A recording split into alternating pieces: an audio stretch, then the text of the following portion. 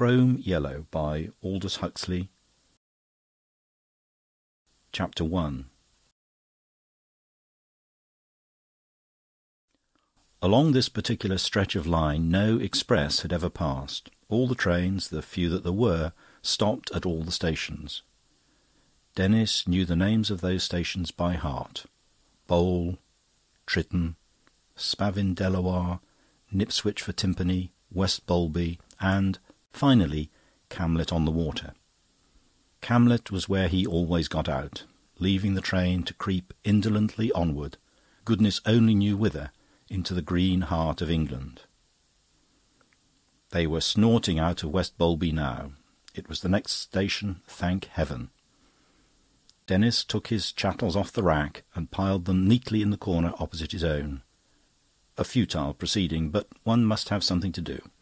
When he had finished, he sank back into his seat and closed his eyes. It was extremely hot. Oh, this journey! It was 2 hours cut clean out of his life. 2 hours in which he might have done so much, so much. Written the perfect poem, for example, or read the one illuminating book. Instead of which, his gorge rose at the smell of the dusty cushions against which he was leaning. 2 hours, 120 minutes. Anything might be done in that time. Anything, nothing. Oh, he had had hundreds of hours. And what had he done with them? Wasted them. Spilt the precious minutes as though his reservoir were inexhaustible. Denis groaned in the spirit, condemned himself utterly with all his works. What right had he to sit in the sunshine, to occupy corner seats in third-class carriages, to be alive? None, none, none. Misery and a nameless nostalgic distress possessed him. He was 23, and oh, so agonisingly conscious of the fact. The train came bumpingly to a halt. Here was Camlet at last. Denis jumped up, crammed his hat over his eyes, deranged his pile of baggage, leaned out of the window and shouted for a porter, seized a bag in either hand, and had to put them down again in order to open the door.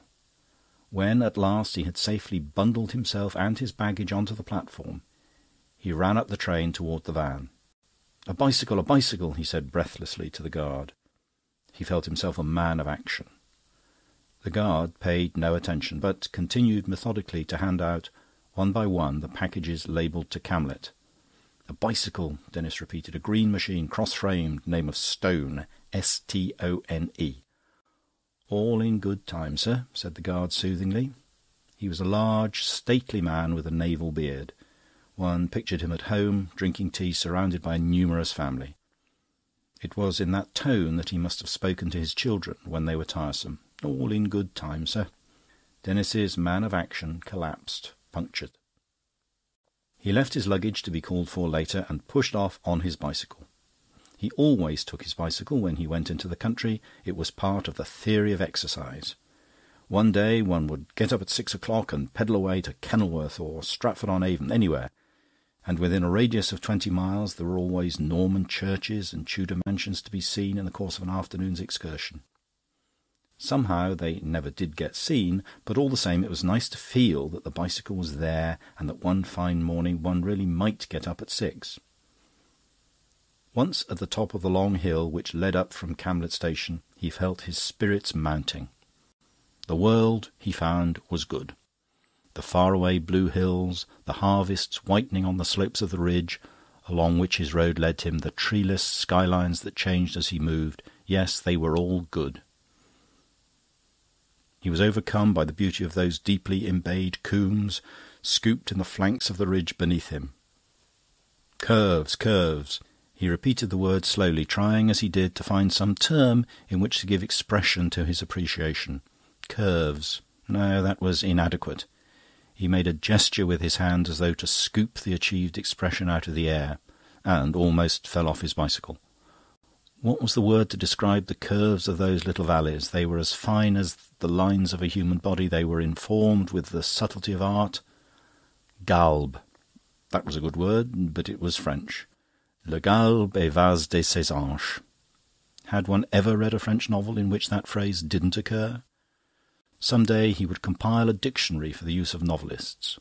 Galbe, gonfle, goulu. Parfum, pau, pervers, potel, pudeur, vertu, volupte. But he really must find that word. Curves. Those little valleys had the lines of a cup moulded round a woman's breast. They seemed the dinted imprints of some huge divine body that had rested on these hills. Cumbrous locutions these, but through them he seemed to be getting nearer to what he wanted. Dinted, dimpled, wimpled, his mind wandered down echoing corridors of assonance and alliteration, ever further and further from the point. He was enamoured with the beauty of words. Becoming once more aware of the outer world, he found himself on the crest of a descent. The road plunged down, steep and straight, into a considerable valley.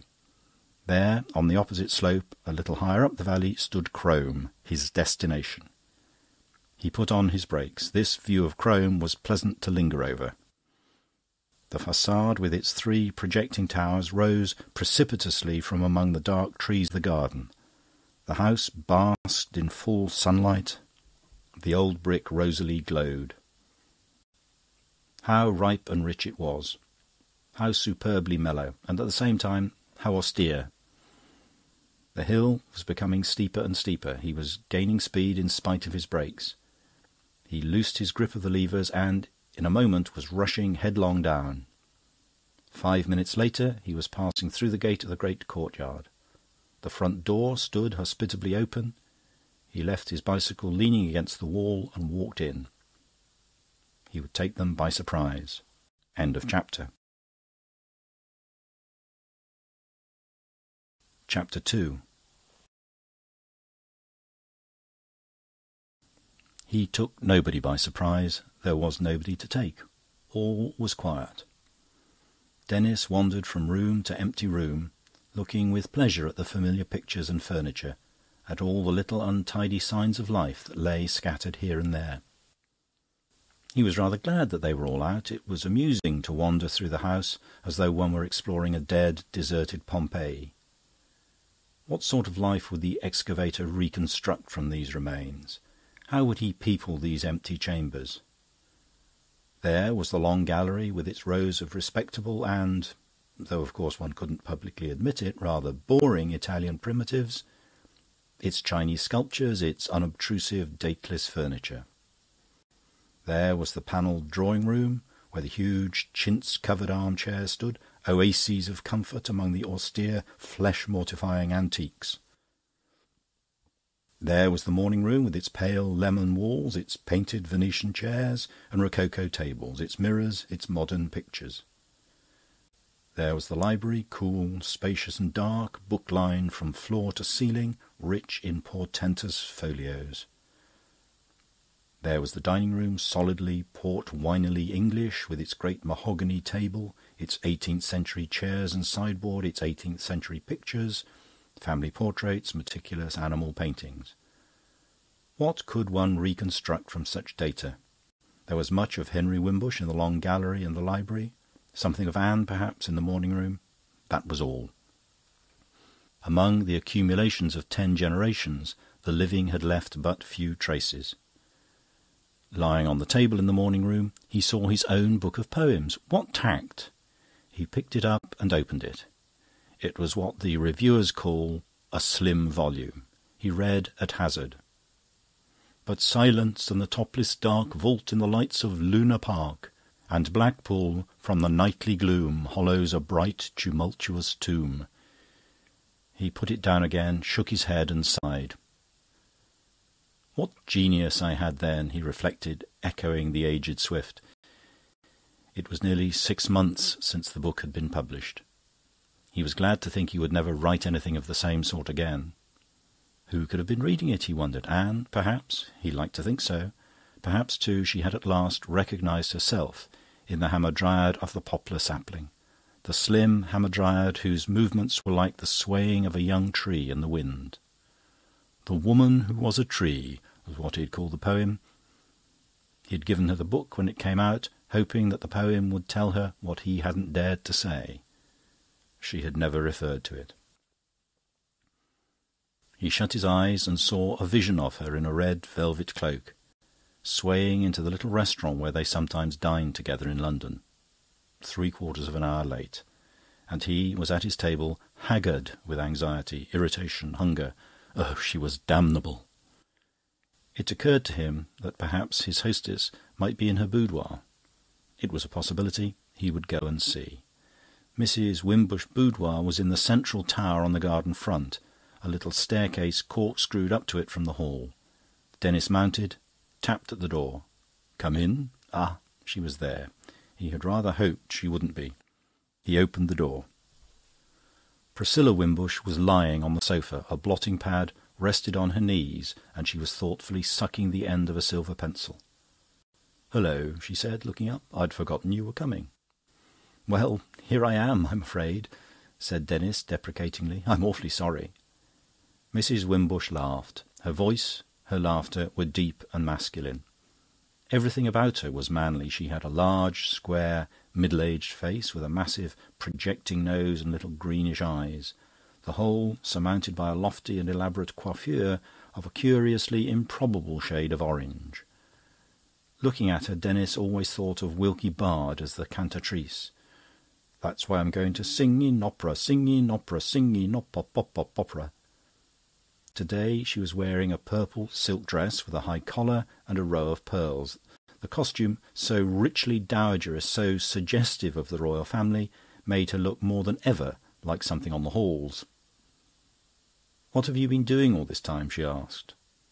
"Well," said Denis, and he hesitated almost voluptuously.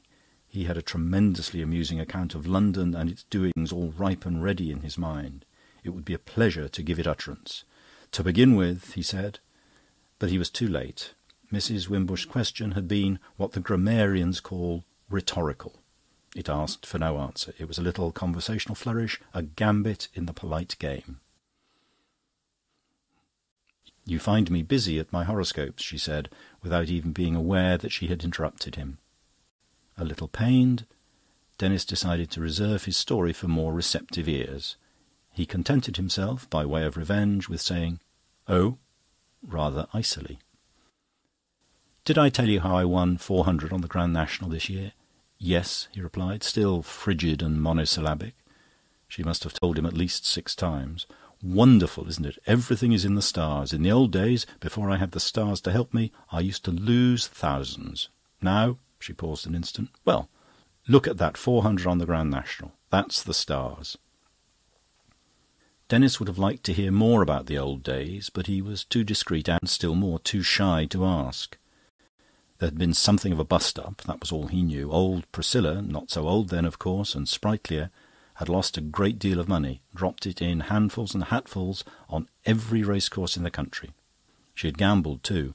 The number of thousands varied in the different legends, but all put it high. Henry Wimbush was forced to sell some of his primitives, a Taddeo da Poggibonsi, an Amico de Taddeo and 4 or 5 nameless Sienese, to the Americans. There was a crisis. For the first time in his life, Henry asserted himself. And with good effect, it seemed. Priscilla's gay and gadding existence had come to an abrupt end. Nowadays she spent almost all her time at Crome, cultivating a rather ill-defined malady. For consolation, she dallied with New Thought and the occult. Her passion for racing still possessed her, and Henry, who was a kind-hearted fellow at bottom, allowed her £40 a month betting money. Most of Priscilla's days were spent in casting the horoscopes of horses, and she invested her money scientifically as the stars dictated. She betted on football too, and had a large notebook in which she registered the horoscopes of all the players in all the teams of the league. The process of balancing the horoscopes of 2 11s, one against the other, was a very delicate and difficult one. A match between the Spurs and the Villa entailed a conflict in the heavens so vast and so complicated that it was not to be wondered at if she sometimes made a mistake about the outcome. "Such a pity you don't believe in these things, Denis. Such a pity," said Mrs. Wimbush in her deep, distinct voice. "I can't say I feel it so." "Ah, that's because you don't know what it's like to have faith. You've no idea how amusing and exciting life becomes when you do believe. All that happens means something. Nothing you do is ever insignificant. It makes life so jolly, you know. Here am I at Crome, dull as ditch-water, you'd think. No, I don't find it so. I don't regret the old days a bit. I have the stars." She picked up the sheet of paper that was lying on the blotting-pad. "Inman's horoscope," she explained. "I thought I'd like to have a little fling on the billiards championships this autumn. I have the infinite to keep in tune with." She waved her hand. "And then there's the next world and all the spirits and one's aura and Mrs. Eddy saying you're not ill and the Christian mysteries and Mrs. Besant. It's all splendid. One's never dull for a moment. I can't think how I used to get on before, in the old days. Pleasure, running about, that's all it was. Just running about. Lunch, tea, dinner, theatre, supper every day. It was fun, of course, while it lasted, but there wasn't much left of it afterwards. There's rather a good thing about that in Barbecue Smith's new book. Where is it?"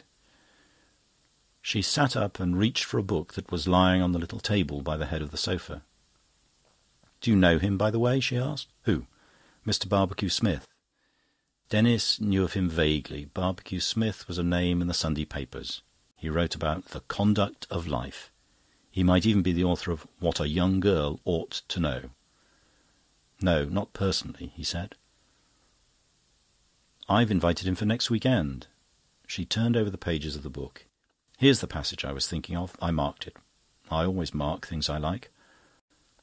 Holding the book almost at arm's length, for she was somewhat long-sighted, and making suitable gestures with her free hand, she began to read slowly, dramatically.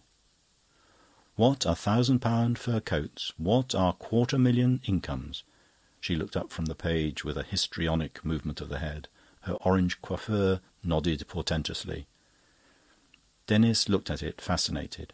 Was it the real thing and henna, he wondered, or was it one of those complete transformations one sees in the advertisements? "What are thrones and sceptres? The orange transformation, yes, it must be a transformation, bobbed up again. What are the gaieties of the rich, the splendours of the powerful? What is the pride of the great? What are the gaudy pleasures of high society?" The voice, which had risen in tone questioningly from sentence to sentence, dropped suddenly and boomed reply. "They are nothing. Vanity, fluff, dandelion seed in the wind, thin vapours of fever. The things that matter happen in the heart. Seen things are sweet, but those unseen are 1,000 times more significant. It is the unseen that counts in life." Mrs. Wimbush lowered the book. "Beautiful, isn't it?" she said. Denis preferred not to hazard an opinion, but uttered a non-committal "Ah, it's a fine book, this, a beautiful book," said Priscilla, as she let the pages flick back one by one from under her thumb. "And here's the passage about the lotus pool. He compares the soul to a lotus pool, you know." She held up the book again and read, "A friend of mine has a lotus pool in his garden. It lies in a little dell embowered with wild roses and eglantine, among which the nightingale pours forth its amorous descant all the summer long. Within the pool the lotuses blossom, and the birds of the air come to drink and bathe themselves in its crystal waters." "Ah, that reminds me," Priscilla exclaimed, shutting the book with a clap and uttering her big profound laugh. "That reminds me of the things that have been going on in our bathing pool since you were here last. We gave the village people leave to come and bathe here in the evenings. You've no idea of the things that happened." She leaned forward, speaking in a confidential whisper. Every now and then she uttered a deep gurgle of laughter. "Mixed bathing. Saw them out of my window. Sent for a pair of field glasses to make sure. No doubt of it." The laughter broke out again. Denis laughed too. Barbecue Smith was tossed on the floor. "It's time we went to see if tea's ready," said Priscilla. She hoisted herself up from the sofa and went swishing off across the room, striding beneath the trailing silk. Denis followed her, faintly humming to himself, "That's why I'm going to sing in opera, sing in opera, sing in opera." And then the little twiddly bit of accompaniment at the end, rah-rah. End of chapter. Chapter 3. The terrace in front of the house was a long, narrow strip of turf. bounded along its outer edge by a graceful stone balustrade. 2 little summer houses of brick stood at either end. Below the house the ground sloped very steeply away, and the terrace was a remarkably high one. From the balusters to the sloping lawn beneath was a drop of 30 feet. Seen from below, the high, unbroken terrace wall, built like the house itself of brick, had the almost menacing aspect of a fortification, a castle bastion from whose parapet one looked out across airy depths to distances level with the eye. Below, in the foreground, hedged in by solid masses of sculptured yew trees, lay the stone-brimmed swimming pool. Beyond it stretched the park with its massive elms, its green expanses of grass, and, at the bottom of the valley, the gleam of the narrow river. On the farther side of the stream the land rose again in a long slope, chequered with cultivation. Looking up the valley to the right, one saw a line of blue, far-off hills. The tea-table had been planted in the shade of one of the little summer-houses, and the rest of the party was already assembled about it when Denis and Priscilla made their appearance. Henry Wimbush had begun to pour the tea. He was one of those ageless, unchanging men on the farther side of 50, who might be 30, who might be anything. Denis had known him almost as long as he could remember. In all those years his pale, rather handsome face had never grown any older. It was like the pale grey bowler hat which he always wore, winter and summer, unageing, calm, serenely without expression.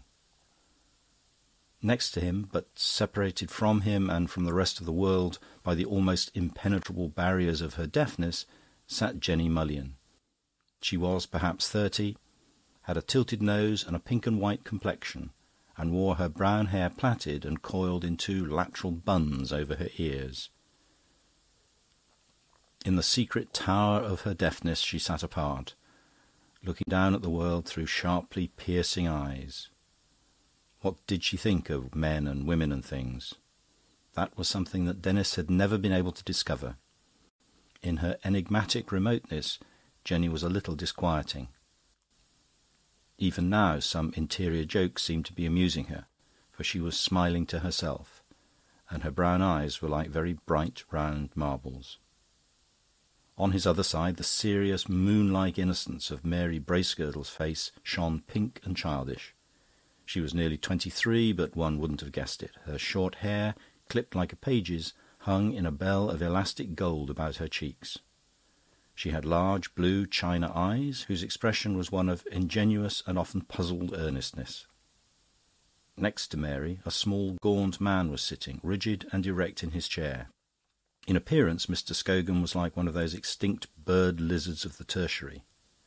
His nose was beaked, his dark eyes had the shining quickness of a robin's. But there was nothing soft or gracious or feathery about him. The skin of his wrinkled brown face had a dry and scaly look. His hands were the hands of a crocodile.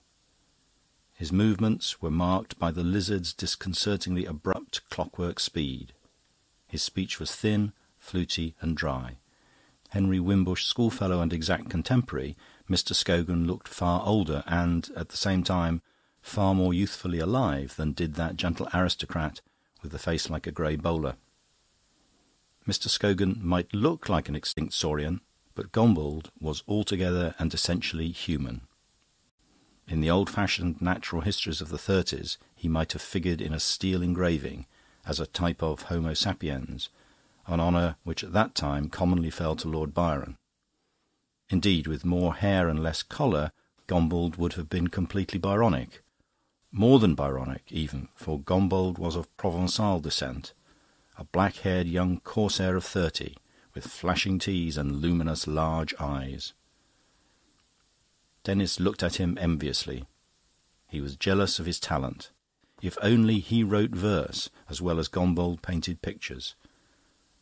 Still more, at the moment, he envied Gombauld his looks, his vitality, his easy confidence of manner.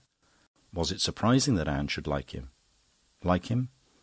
It might even be something worse, Denis reflected bitterly, as he walked at Priscilla's side down the long grass terrace.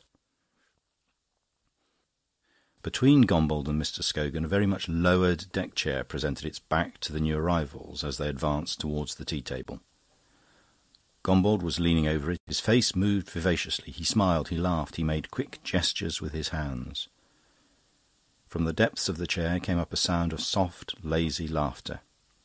Denis started as he heard it. That laughter, how well he knew it, what emotions it evoked in him. He quickened his pace. In her low-deck chair, Anne was nearer to lying than to sitting. Her long, slender body reposed in an attitude of listlessness and indolent grace. Within its setting of light brown hair, her face had a pretty regularity that was almost doll-like. And indeed, there were moments when she seemed nothing more than a doll, when the oval face with its long, lashed, pale blue eyes expressed nothing, when it was no more than a lazy mask of wax. She was Henry Wimbush's own niece. That bowler-like countenance was one of the Wimbush heirlooms. It ran in the family, appearing in its female members as a blank, dull face. But across this dollish mask, like a gay melody dancing over an unchanging fundamental bass, passed Anne's other inheritance. Quick laughter, light, ironic amusement, and the changing expression of many moods. She was smiling now as Denis looked down at her. Her cat's smile, he called it, for no very good reason. The mouth was compressed, and on either side of it 2 tiny wrinkles had formed themselves in her cheeks. An infinity of slightly malicious amusement lurked in those little folds, in the puckers above the half-closed eyes, in the eyes themselves, bright and laughing between the narrowed lids.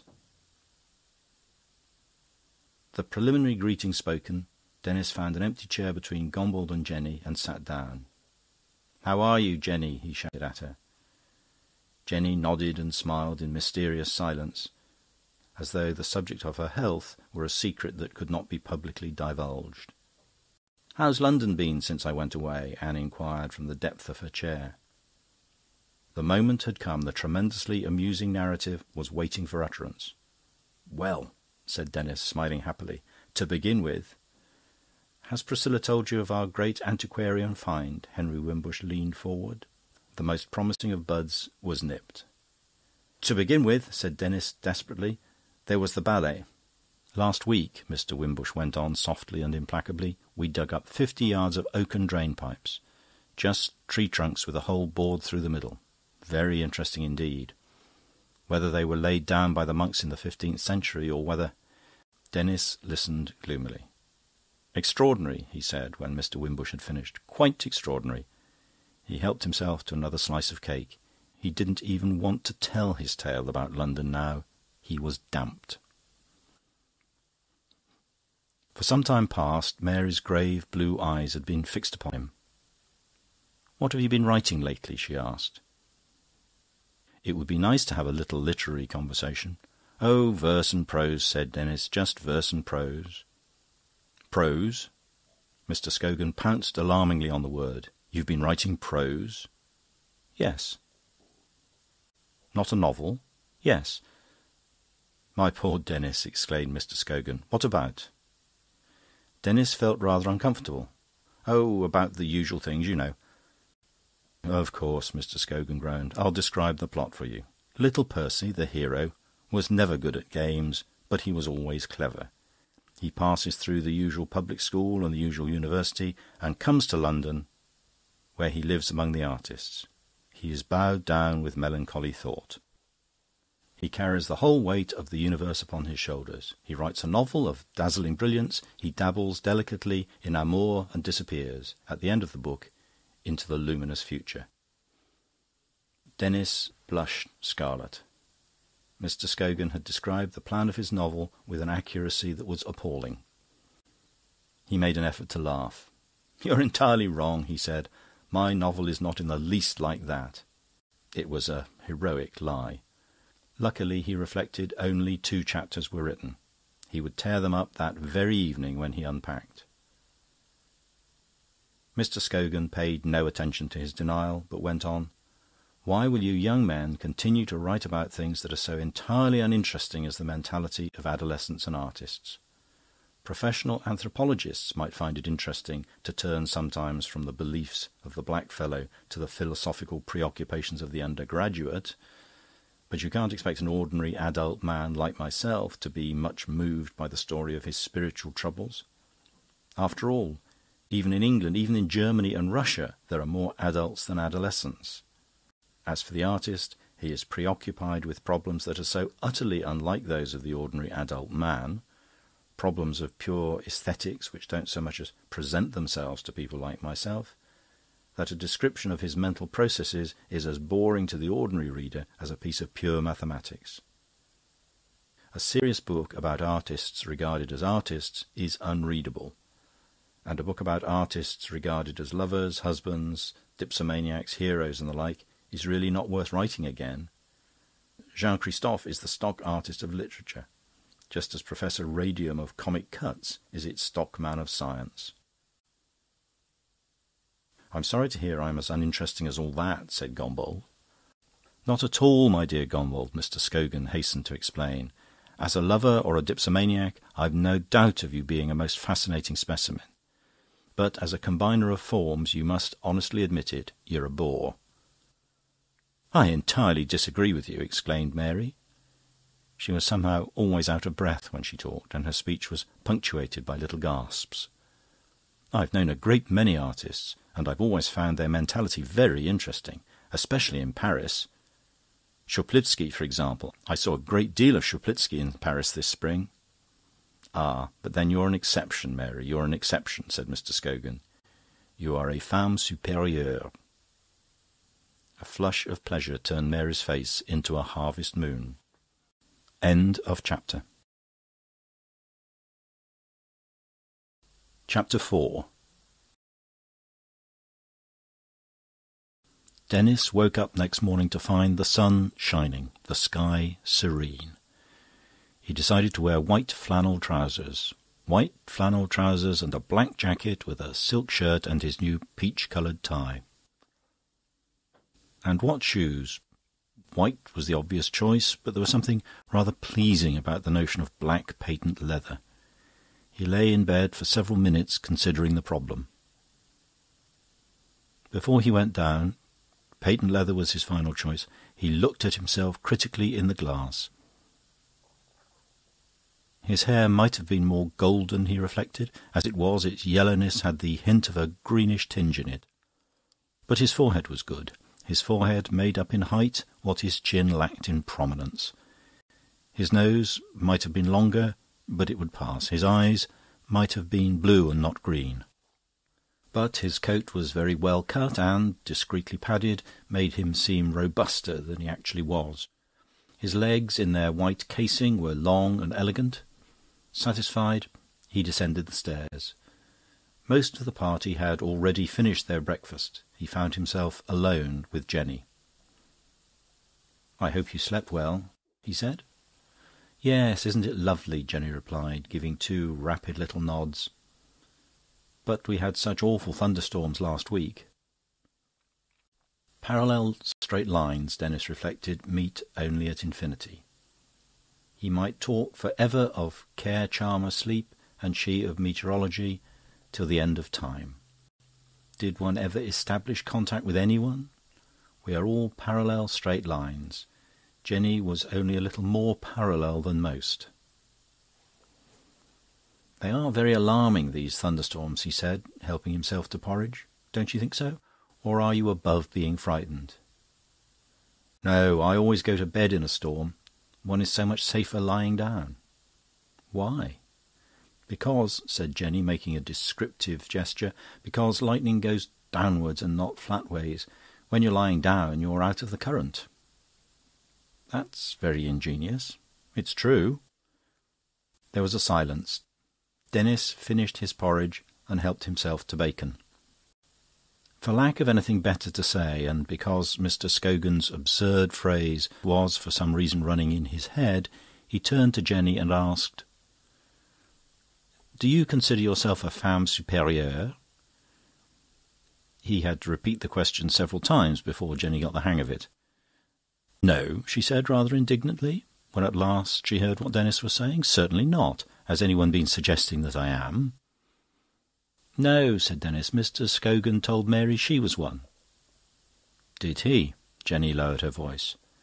"Shall I tell you what I think of that man? I think he's slightly sinister." Having made this pronouncement, she entered the ivory tower of her deafness and closed the door. Denis could not induce her to say anything more, could not induce her even to listen. She just smiled at him, smiled and occasionally nodded. Denis went out onto the terrace to smoke his after-breakfast pipe and to read his morning paper. An hour later, when Anne came down, she found him still reading.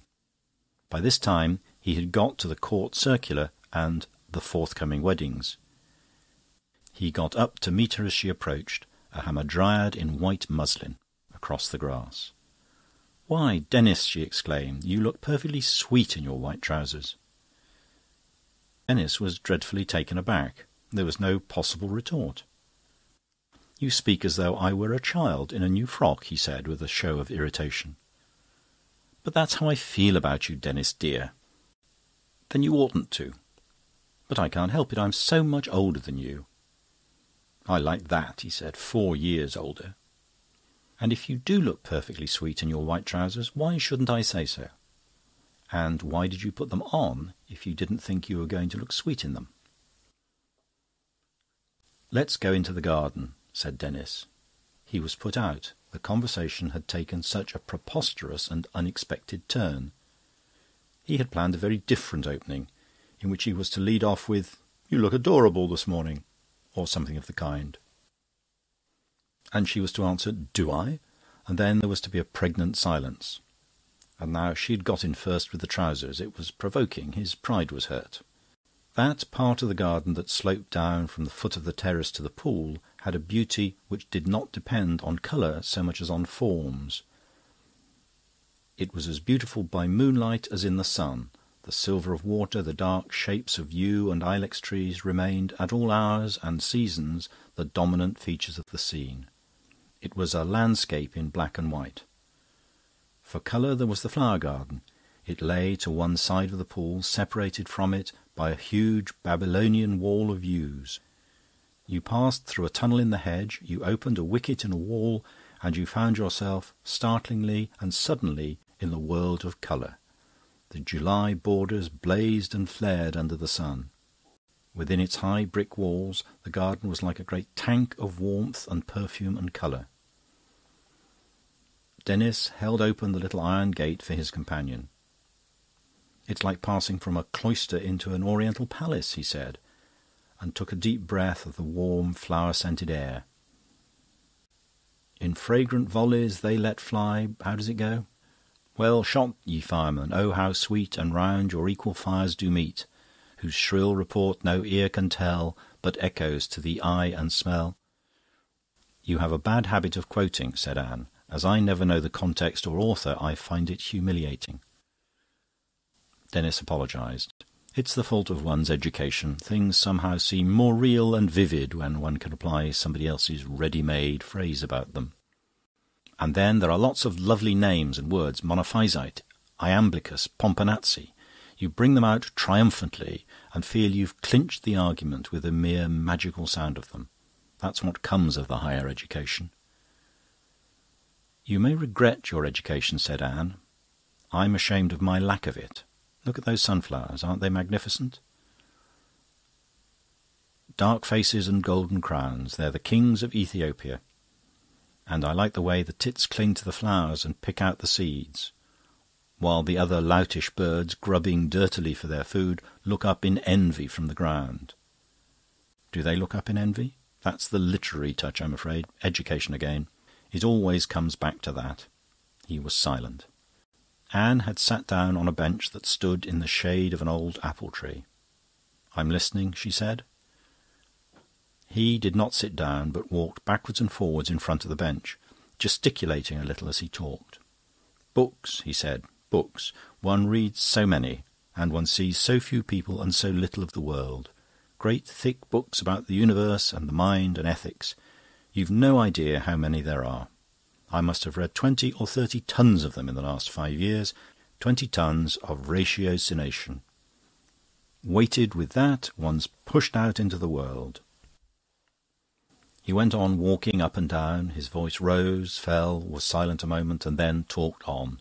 He moved his hands, sometimes he waved his arms. Anne looked and listened quietly, as though she were at a lecture. He was a nice boy, and today he looked charming. Charming. One entered the world, Denis pursued, having ready-made ideas about everything. One had a philosophy and tried to make life fit into it. One should have lived first and then made one's philosophy to fit life. Life, facts, things were horribly complicated. Ideas, even the most difficult of them, deceptively simple. In the world of ideas, everything was clear. In life, all was obscure, embroiled. Was it surprising that one was miserable, horribly unhappy? Denis came to a halt in front of the bench, and, as he asked this last question, he stretched out his arms and stood for an instant in an attitude of crucifixion, then let them fall again to his sides. My poor Denis! Anne was touched. He was really too pathetic as he stood there in front of her, in his white flannel trousers. But does one suffer about these things? It seems very extraordinary. "You're like Scogan," cried Denis bitterly. "You regard me as a specimen for an anthropologist. Well, I suppose I am." "No, no," she protested, and drew in her skirt with a gesture that indicated that he was to sit down beside her. He sat down. "Why can't you just take things for granted and as they come?" she asked. "It's so much simpler."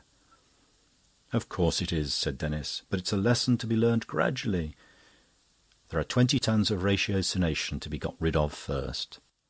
"I've always taken things as they come," said Anne. "It seems so obvious. One enjoys the pleasant things, avoids the nasty ones. There's nothing more to be said." "Nothing, for you. But then you were born a pagan. I am trying laboriously to make myself one. I can take nothing for granted. I can enjoy nothing as it comes along. Beauty, pleasure, art, women. I have to invent an excuse, a justification for everything that's delightful. Otherwise, I can't enjoy it with an easy conscience. I make up a little story about beauty and pretend that it has something to do with truth and goodness. I have to say that art is the process by which one reconstructs the divine reality out of chaos. Pleasure is one of the mystical roads to union with the infinite, the ecstasies of drinking, dancing, love-making. As for women, I am perpetually assuring myself that they're the broad highway to divinity. And to think that I'm only just beginning to see through the silliness of the whole thing. It's incredible to me that anyone should have escaped these horrors." "It's still more incredible to me," said Anne, "that anyone should have been a victim to them. I should like to see myself believing that men are the highway to divinity." The amused malice of her smile planted 2 little folds on either side of her mouth, and through their half-closed lids her eyes shone with laughter. "What you need, Denis, is a nice plump young wife, a fixed income and a little congenial but regular work." "What I need is you." That was what he ought to have retorted. That was what he wanted passionately to say. He could not say it. His desire fought against his shyness. "What I need is you." Mentally he shouted the words, but not a sound issued from his lips. He looked at her despairingly. Couldn't she see what was going on inside him? Couldn't she understand? "What I need is you." He would say it. He would. "I think I shall go and bathe," said Anne. "It's so hot." The opportunity had passed. End of chapter. Chapter 5. Mr. Wimbush had taken them to see the sights of the home farm, and now they were standing, all 6 of them, Henry Wimbush, Mr. Scogan, Denis, Gombold, Anne and Mary, by the low wall of the piggery, looking into one of the sties. "This is a good sow," said Henry Wimbush. "She had a litter of 14. 14, Mary echoed incredulously. She turned astonished blue eyes towards Mr. Wimbush, then let them fall onto the seething mass of élan vital that fermented in the sty. An immense sow reposed on her side in the middle of the pen. Her round black belly, fringed with a double line of dugs, presented itself to the assault of an army of small brownish-black swine. With a frantic greed they tugged at their mother's flank. The old sow stirred, sometimes uneasily, or uttered a little grunt of pain. One small pig, the runt, the weakling of the litter, had been unable to secure a place at the banquet. Squealing shrilly, he ran backwards and forwards, trying to push in amongst his stronger brothers, or even to climb over their tight little black backs toward the maternal reservoir. "There are 14," said Mary. "You're quite right. I counted. It's extraordinary." "The sow next door," Mr. Wimbush went on, "has done very badly. She only had 5 in her litter. I shall give her another chance. If she doesn't do better next time, I shall fat her up and kill her. There's the boar." He pointed towards a farther sty. "Fine old beast, isn't he? But he's getting past his prime. He'll have to go too." "How cruel!" Anne exclaimed. "But how practical, how eminently realistic," said Mr. Scogan. "In this farm we have a model of sound paternal government. Make them breed, make them work, and when they're past working or breeding or begetting, slaughter them." "Farming seems to be mostly indecency and cruelty," said Anne. With the ferrule of his walking-stick, Denis began to scratch the boar's long, bristly back. The animal moved a little, so as to bring himself within easier range of the instrument that evoked in him such delicious sensations. Then he stood stock still, softly grunting his contentment. The mud of years flaked off his sides in a grey, powdery scurf. "What a pleasure it is," said Denis, "to do somebody a kindness. I believe I enjoyed scratching this pig quite as much as he enjoys being scratched. If only one could always be kind with so little expense or trouble." A gate slammed. There was a sound of heavy footsteps. "Morning, Rowley," said Henry Wimbush. "Morning, sir," old Rowley answered. He was the most venerable of the labourers on the farm, a tall, solid man, still unbent, with grey side whiskers and a steep, dignified profile. Grave, weighty in his manner, splendidly respectable, Rowley had the air of a great English statesman of the mid-19th century. He halted on the outskirts of the group, and for a moment they all looked at the pigs in a silence that was only broken by the sound of grunting or the squelch of a sharp hoof in the mire. Rowley turned at last, slowly and ponderously and nobly, as he did everything, and addressed himself to Henry Wimbush. "Look at them, sir," he said, with a motion of his hand towards the wallowing swine. "Rightly is they called pigs." "Rightly indeed," Mr. Wimbush agreed. "I am abashed by that man," said Mr. Scogan, as old Rowley plodded off slowly and with dignity. "What wisdom, what judgment, what a sense of values! Rightly are they called swine. Yes, and I wish I could with as much justice say, rightly are we called men." They walked on towards the cowsheds and the stables of the cart-horses. 5 white geese, taking the air this fine morning, even as they were doing, met them in the way. They hesitated, cackled, then, converting their lifted necks into rigid horizontal snakes, they rushed off in disorder, hissing horribly as they went. Red calves paddled in the dung and mud of a spacious yard. In another enclosure stood the bull, massive as a locomotive. He was a very calm bull, and his face wore an expression of melancholy stupidity. He gazed with reddish-brown eyes at his visitors, chewed thoughtfully at the tangible memories of an earlier meal, swallowed and regurgitated, chewed again. His tail lashed savagely from side to side. It seemed to have nothing to do with his impassive bulk. Between his short horns was a triangle of red curls, short and dense. "Splendid animal," said Henry Wimbush. "Pedigree stock. But he's getting a little old, like the boar." "Fat him up and slaughter him," Mr. Scogan pronounced, with a delicate old maidish precision of utterance. "Couldn't you give the animals a little holiday from producing children?" asked Anne. "I'm so sorry for the poor things." Mr. Wimbush shook his head. "Personally," he said, "I rather like seeing 14 pigs grow where only one grew before. The spectacle of so much crude life is refreshing." "I'm glad to hear you say so," Gumbold broke in warmly. "Lots of life, that's what we want. I like pullulation. Everything ought to increase and multiply as hard as it can." Gombauld grew lyrical. Everybody ought to have children. Anne ought to have them. Mary ought to have them. Dozens and dozens. He emphasised his point by thumping with his walking stick on the bull's leather flanks.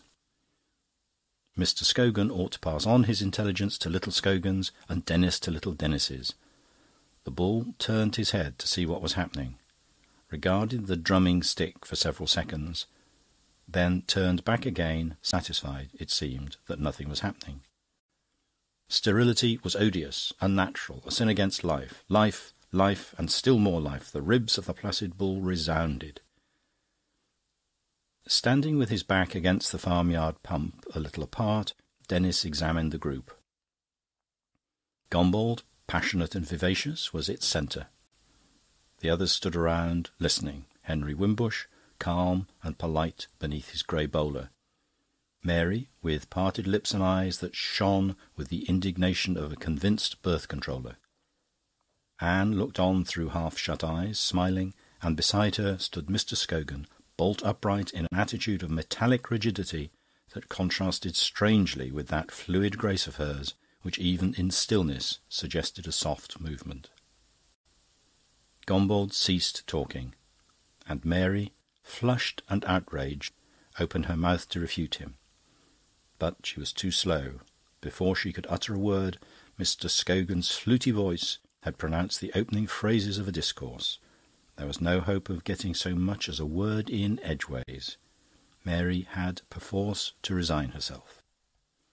"Even your eloquence, my dear Gombauld," he was saying, "even your eloquence must prove inadequate to reconvert the world to a belief in the delights of mere multiplication. With the gramophone, the cinema, and the automatic pistol, the goddess of applied science has presented the world with another gift, more precious even than these, the means of dissociating love from propagation. Eros, for those who wish it, is now an entirely free god. His deplorable association with Lucina may be broken at will. In the course of the next few centuries, who knows, the world may see a more complete severance. I look forward to it optimistically. Where the great Erasmus Darwin and Miss Anna Seward, Swan of Lichfield, experimented, and, for all their scientific ardour, failed, our descendants will experiment and succeed. An impersonal generation will take the place of nature's hideous system. In vast state incubators, rows upon rows of gravid bottles will supply the world with the population it requires. The family system will disappear. Society, sapped at its very base, will have to find new foundations. And Eros, beautifully and irresponsibly free, will flit like a gay butterfly from flower to flower through a sunlit world." "It sounds lovely," said Anne. "The distant future always does." Mary's china-blue eyes, more serious and more astonished than ever, were fixed on Mr. Scogan. "Bottles," she said. "Do you really think so? Bottles?" End of chapter. Chapter 6. Mr. Barbecue-Smith arrived in time for tea on Saturday afternoon. He was a short and corpulent man with a very large head and no neck. In his earlier middle age he had been distressed by this absence of neck, but was comforted by reading in Balzac's Louis Lambert that all the world's great men have been marked by the same peculiarity, and for a simple and obvious reason. Greatness is nothing more nor less than the harmonious functioning of the faculties of the head and heart. The shorter the neck, the more closely these two organs approach one another. Argal, it was convincing. Mr. Barbecue-Smith belonged to the old school of journalists. He sported a leonine head, with a greyish-black mane of oddly unappetising hair, brushed back from a broad but low forehead. And somehow he always seemed slightly, ever so slightly, soiled. In younger days he had gaily called himself a bohemian. He did so no longer. He was a teacher now, a kind of prophet. Some of his books of comfort and spiritual teaching were in their 120th thousand. Priscilla received him with every mark of esteem. He had never been to Crome before. She showed him around the house. Mr. Barbecue-Smith was full of admiration.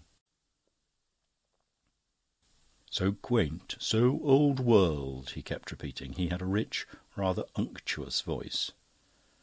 Priscilla praised his latest book. "Splendid, I thought it was," she said in her large, jolly way. "I'm happy to think you found it a comfort," said Mr. Barbecue-Smith. "Oh, tremendously. And the bit about the lotus pool, I thought that so beautiful." "I knew you would like that. It came to me, you know, from without." He waved his hand to indicate the astral world. They went out into the garden for tea. Mr. Barbecue-Smith was duly introduced. "Mr. Stone is a writer too," said Priscilla as she introduced Denis. "Indeed?" Mr. Barbecue-Smith smiled benignly, and looking up at Denis with an expression of Olympian condescension. "And what sort of things do you write?" Denis was furious, and, to make matters worse, he felt himself blushing hotly. Had Priscilla no sense of proportion? She was putting them in the very same category, Barbecue-Smith and himself. They were both writers, they both used pen and ink. To Mr. Barbecue-Smith's question he answered, "Oh, nothing much, nothing," and looked away. "Mr. Stone is one of our younger poets." It was Anne's voice. He scowled at her, and she smiled back exasperatingly. "Excellent, excellent," said Mr. Barbecue-Smith, and he squeezed Denis' arm encouragingly. "The Bard's is a noble calling." As soon as tea was over, Mr. Barbecue-Smith excused himself. He had to do some writing before dinner. Priscilla quite understood.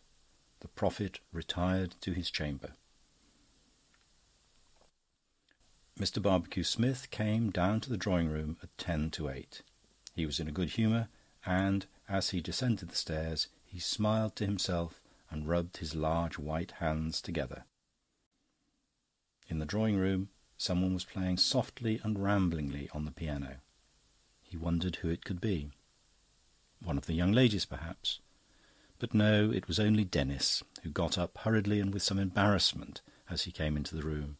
Do go on," said Mr. Barbecue-Smith. "I'm very fond of music." "Then I couldn't possibly go on," Denis replied. "I only make noises." There was a silence. Mr. Barbecue-Smith stood with his back to the hearth, warming himself at the memory of last winter's fires. He could not control his interior satisfaction, but still went on smiling to himself. At last he turned to Denis. "You write," he asked, "don't you?" "Well, yes, a little, you know." "How many words do you find you can write in an hour?" "I don't think I've ever counted." "Oh, you ought to, you ought to. It's most important." Denis exercised his memory. "When I'm in good form," he said, "I fancy I do a 1,200-word review in about 4 hours. But sometimes it takes much longer." Mr. Barbecue-Smith nodded. "Yes, 300 words an hour at your best." He walked out into the middle of the room, turned round on his heels and confronted Denis again. "Guess how many words I wrote this evening between 5 and 7:30. "I can't imagine." "No, but you must guess. Between 5 and 7:30, that's 2.5 hours. 1,200 words, Denis hazarded. No. Mr. Barbecue-Smith's expanded face shone with gaiety. Try again. 1,500. No. I give it up, said Denis. He found he couldn't summon up much interest in Mr. Barbecue-Smith's writing. Well, I'll tell you. 3,800. Denis opened his eyes. You must get a lot done in a day, he said. Mr. Barbecue-Smith suddenly became extremely confidential. He pulled up a stool to the side of Denis' arm-chair, sat down in it, and began to talk softly and rapidly. "Listen to me," he said, laying his hand on Denis' sleeve. "You want to make your living by writing. You're young, you're inexperienced. Let me give you a little sound advice." What was the fellow going to do, Denis wondered? Give him an introduction to the editor of John o' London's Weekly? Or tell him where he could sell a light middle for 7 guineas? Mr. Barbecue-Smith patted his arm several times and went on. "The secret of writing," he said, breathing it into the young man's ear, "the secret of writing is inspiration." Denis looked at him in astonishment. "Inspiration," Mr. Barbecue-Smith repeated. "You mean the native wood-note business?" Mr. Barbecue-Smith nodded. "Oh, then I entirely agree with you," said Denis. "But what if one hasn't got inspiration?" "That was precisely the question I was waiting for," said Mr. Barbecue-Smith. "You ask me what one should do if one hasn't got inspiration. I answer, you have inspiration. Everyone has inspiration. It's simply a question of getting it to function." The clock struck 8. There was no sign of any of the other guests. Everybody was always late at Crome. Mr. Barbecue-Smith went on. "That's my secret," he said. "I give it you freely." Denis made a suitably grateful murmur and grimace. "I'll help you to find your inspiration, because I don't like to see a nice, steady young man like you exhausting his vitality and wasting the best years of his life in a grinding intellectual labour that could be completely obviated by inspiration. I did it myself, so I know what it's like. Up to the time I was 38, I was a writer like you, a writer without inspiration. All I wrote I squeezed out of myself by sheer hard work.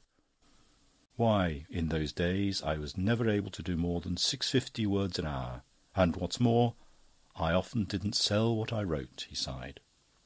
"We artists," he said parenthetically, "we intellectuals aren't much appreciated here in England." Denis wondered if there was any method, consistent of course with politeness, by which he could dissociate himself from Mr. Barbecue-Smith's "we." There was none, and besides, it was too late now, for Mr. Barbecue-Smith was once more pursuing the tenor of his discourse. "At 38, I was a poor, struggling, tired, overworked, unknown journalist. Now, at 50..." He paused modestly and made a little gesture, moving his fat hands outwards, away from one another, and expanding his fingers as though in demonstration. He was exhibiting himself. Denis thought of that advertisement of Nestle's milk.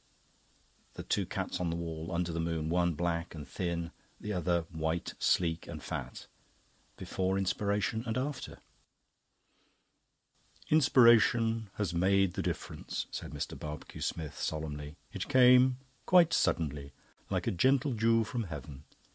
He lifted his hand and let it fall back onto his knee to indicate the descent of the dew. "It was one evening. I was writing my first little book about the conduct of life, Humble Heroisms. You may have read it. It has been a comfort, at least I hope and think so, a comfort to many thousands. I was in the middle of the second chapter, and I was stuck.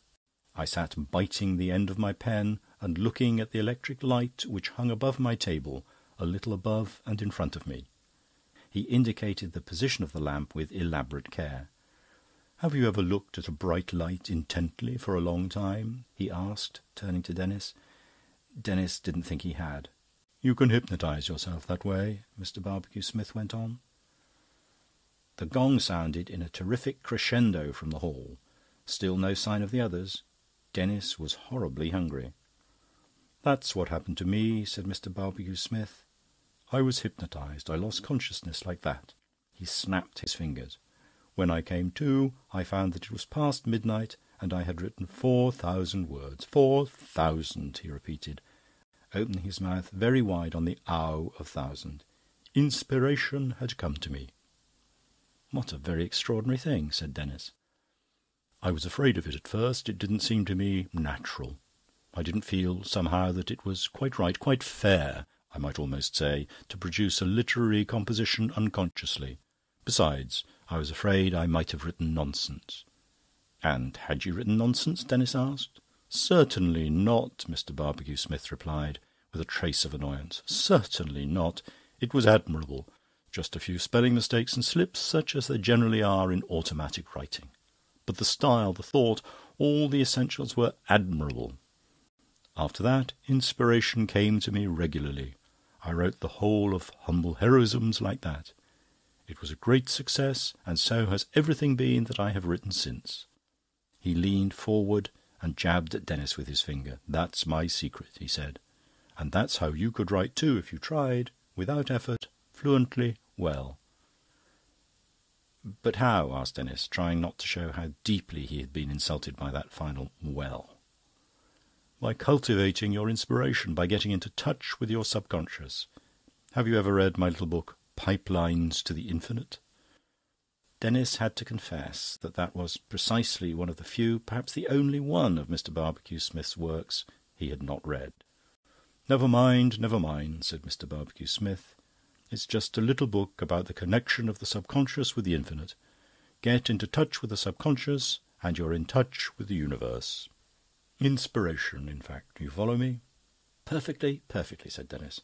But don't you find that the universe sometimes sends you very irrelevant messages? I don't allow it to, Mr. Barbecue Smith replied. I canalise it, I bring it down through pipes to work the turbines of my conscious mind. Like Niagara, Denis suggested. Some of Mr. Barbecue Smith's remarks sounded strangely like quotations. Quotations from his own works, no doubt. Precisely, like Niagara. And this is how I do it. He leaned forward and, with a raised forefinger, marked his points as he made them, beating time, as it were, to his discourse. Before I go off into my trance, I concentrate on the subject I wish to be inspired about.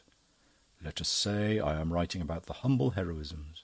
For 10 minutes before I go into the trance, I think of nothing but orphans supporting their little brothers and sisters, of dull work well and patiently done, and I focus my mind on such great philosophical truths as the purification and uplifting of the soul by suffering, and the alchemical transformation of leaden evil into golden good. Denis again hung up his little festoon of quotation marks. Then I pop off. 2 or 3 hours later I wake up again and find that inspiration has done its work. Thousands of words, comforting, uplifting words, lie before me. I type them out neatly on my machine, and they are ready for the printer. It all sounds wonderfully simple, said Denis. It is. All great and splendid and divine things of life are wonderfully simple. Quotation marks again. When I have to do my aphorisms, Mr. Barbecue Smith continued, I prelude my trance by turning over the pages of any dictionary of quotations or Shakespeare calendar that comes to hand. That sets the key, so to speak. That ensures that the universe shall come flowing in, not in a continuous rush, but in aphorismic drops. Do you see the idea? Denis nodded. Mr. Barbecue Smith put his hand in his pocket and pulled out a notebook. I did a few in the train today, he said, turning over the pages.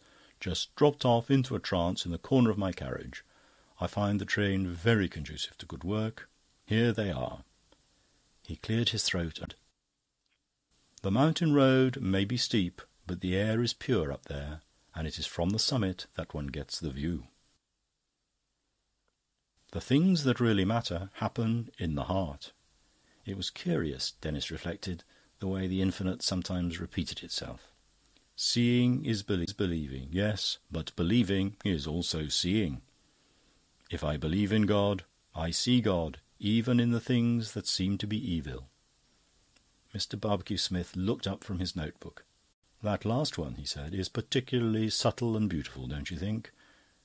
Without inspiration, I could never have hit on that. He reread the apothegm with a slower and more solemn utterance. Straight from the infinite, he commented reflectively, then addressed himself to the next aphorism. The flame of a candle gives light, but it also burns. Puzzled wrinkles appeared on Mr. Barbecue Smith's forehead. I don't exactly know what that means, he said. It's very gnomic. One could apply it, of course, to the higher education, illuminating but provoking the lower classes to discontent and revolution. Yes, I suppose that's what it is, but it's gnomic. It's gnomic. He rubbed his chin thoughtfully. The gong sounded again, clamorously. It seemed imploringly. Dinner was growing cold. It roused Mr. Barbecue Smith from meditation. He turned to Denis. You understand me now when I advise you to cultivate your inspiration. Let your subconscious work for you. Turn on the Niagara of the infinite.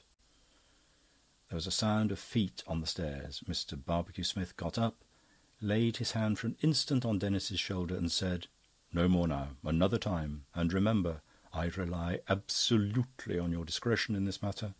There are intimate, sacred things that one doesn't wish to be generally known. Of course, said Denis. I quite understand.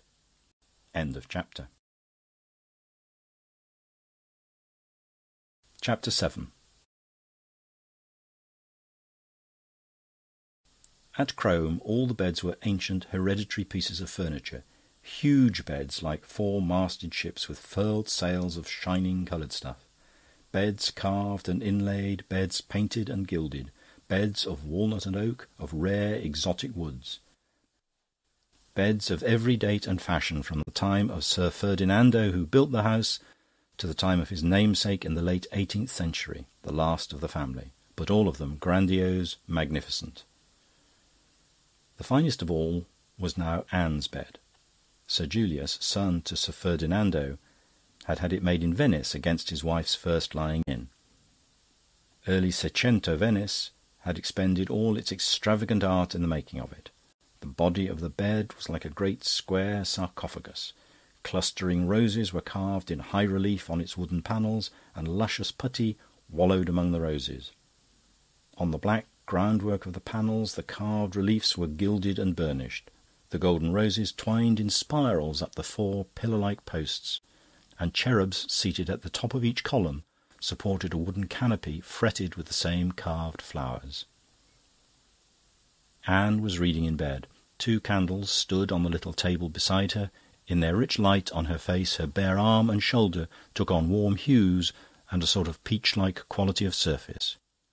Here and there, in the canopy above her, carved golden petals shone brightly among profound shadows, and the soft light, falling on the sculptured panel of the bed, broke restlessly among the intricate roses, lingered in a broad caress on the blown cheeks, the dimpled bellies, the tight, absurd little posteriors of the sprawling putty. There was a discreet tap at the door. She looked up. "Come in, come in." A face, round and childish, within its sleek bell of golden hair, peered around the opening door. More childish-looking still, a suit of mauve pyjamas made its entrance. It was Mary. "I thought I'd just look in for a moment to say good night," she said, and sat down on the edge of the bed. Anne closed her book. "That was very sweet of you. What are you reading?" She looked at the book. "Rather second-rate, isn't it?" The tone in which Mary pronounced the word second-rate implied an almost infinite denigration.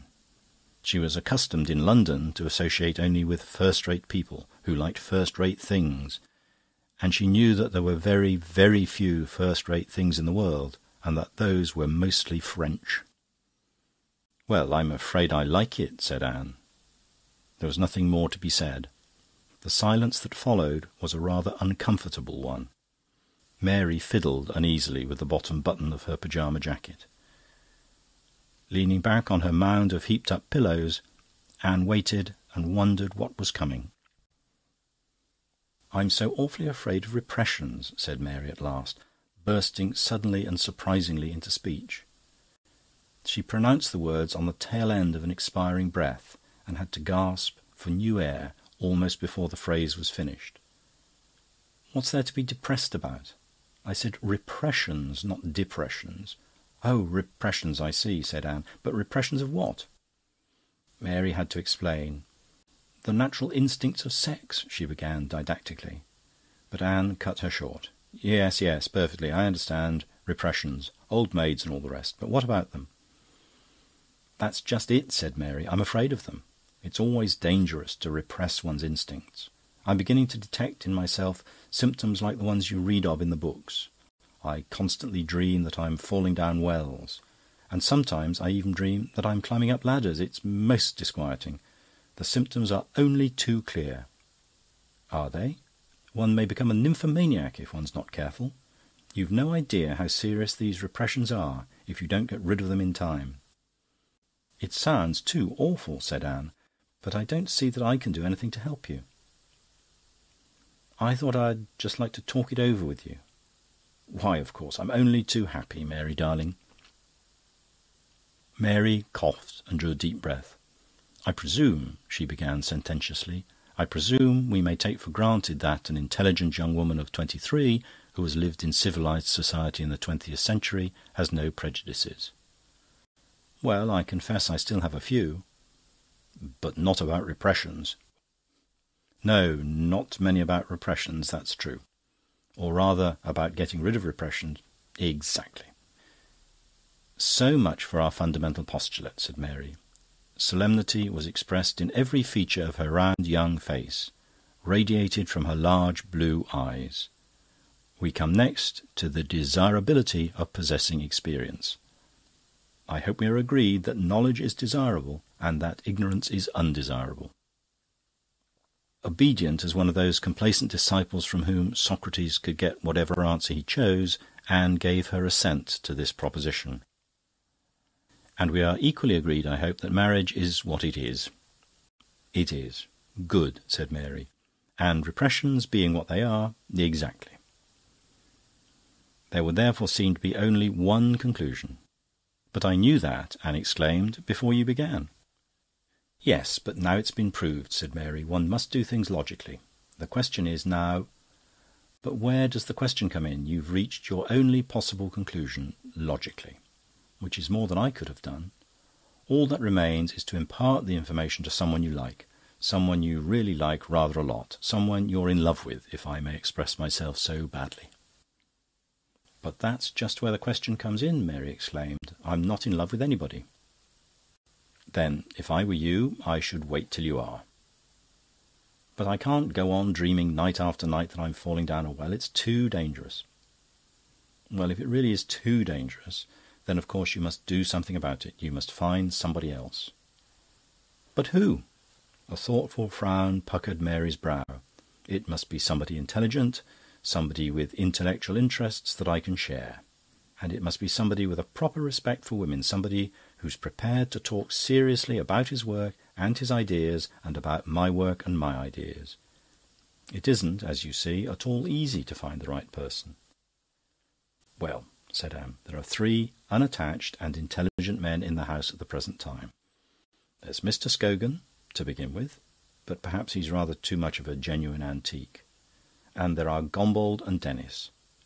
Shall we say that the choice is limited to the last 2? Mary nodded. "I think we'd better," she said, and then hesitated with a certain air of embarrassment. "What is it?" "I was wondering," said Mary with a gasp, "whether they really were unattached. I thought that perhaps you might...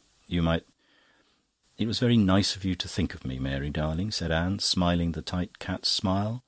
"But as far as I'm concerned, they are both entirely unattached." "I'm very glad of that," said Mary, looking relieved. "We're now confronted with the question, which of the 2? I can give no advice. It is a matter of your taste." "It's not a matter of my taste," Mary pronounced, "but of their merits. We must weigh them and consider them carefully and dispassionately." "You must do the weighing yourself," said Anne. There was still the trace of a smile at the corners of her mouth and round half-closed eyes. "I won't run the risk of advising you wrongly."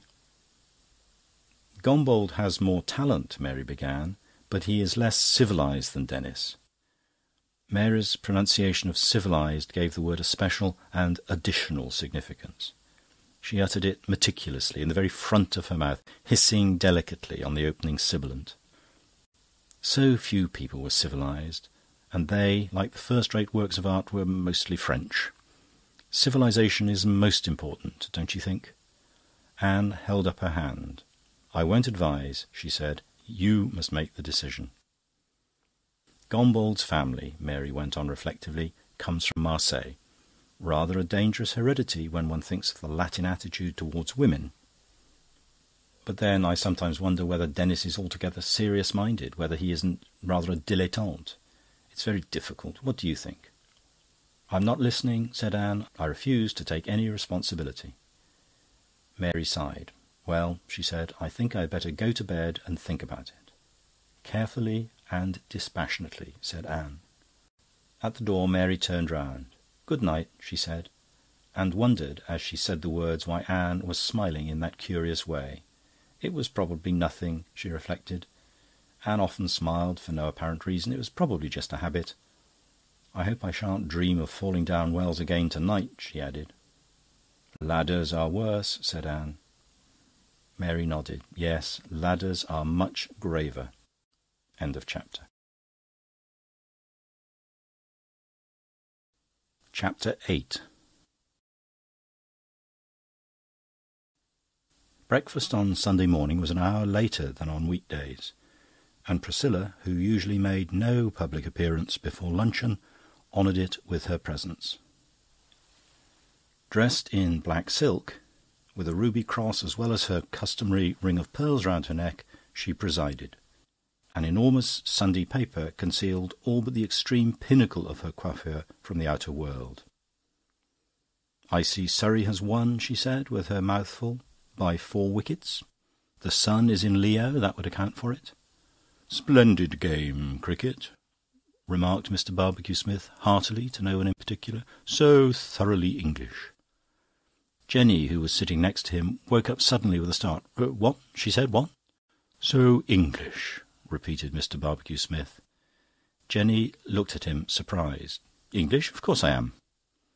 He was beginning to explain when Mrs. Wimbush veiled her Sunday paper and appeared, a square, mauve, powdered face in the midst of orange splendours. "I see there's a new series of articles on the next world just beginning," she said to Mr. Barbecue-Smith.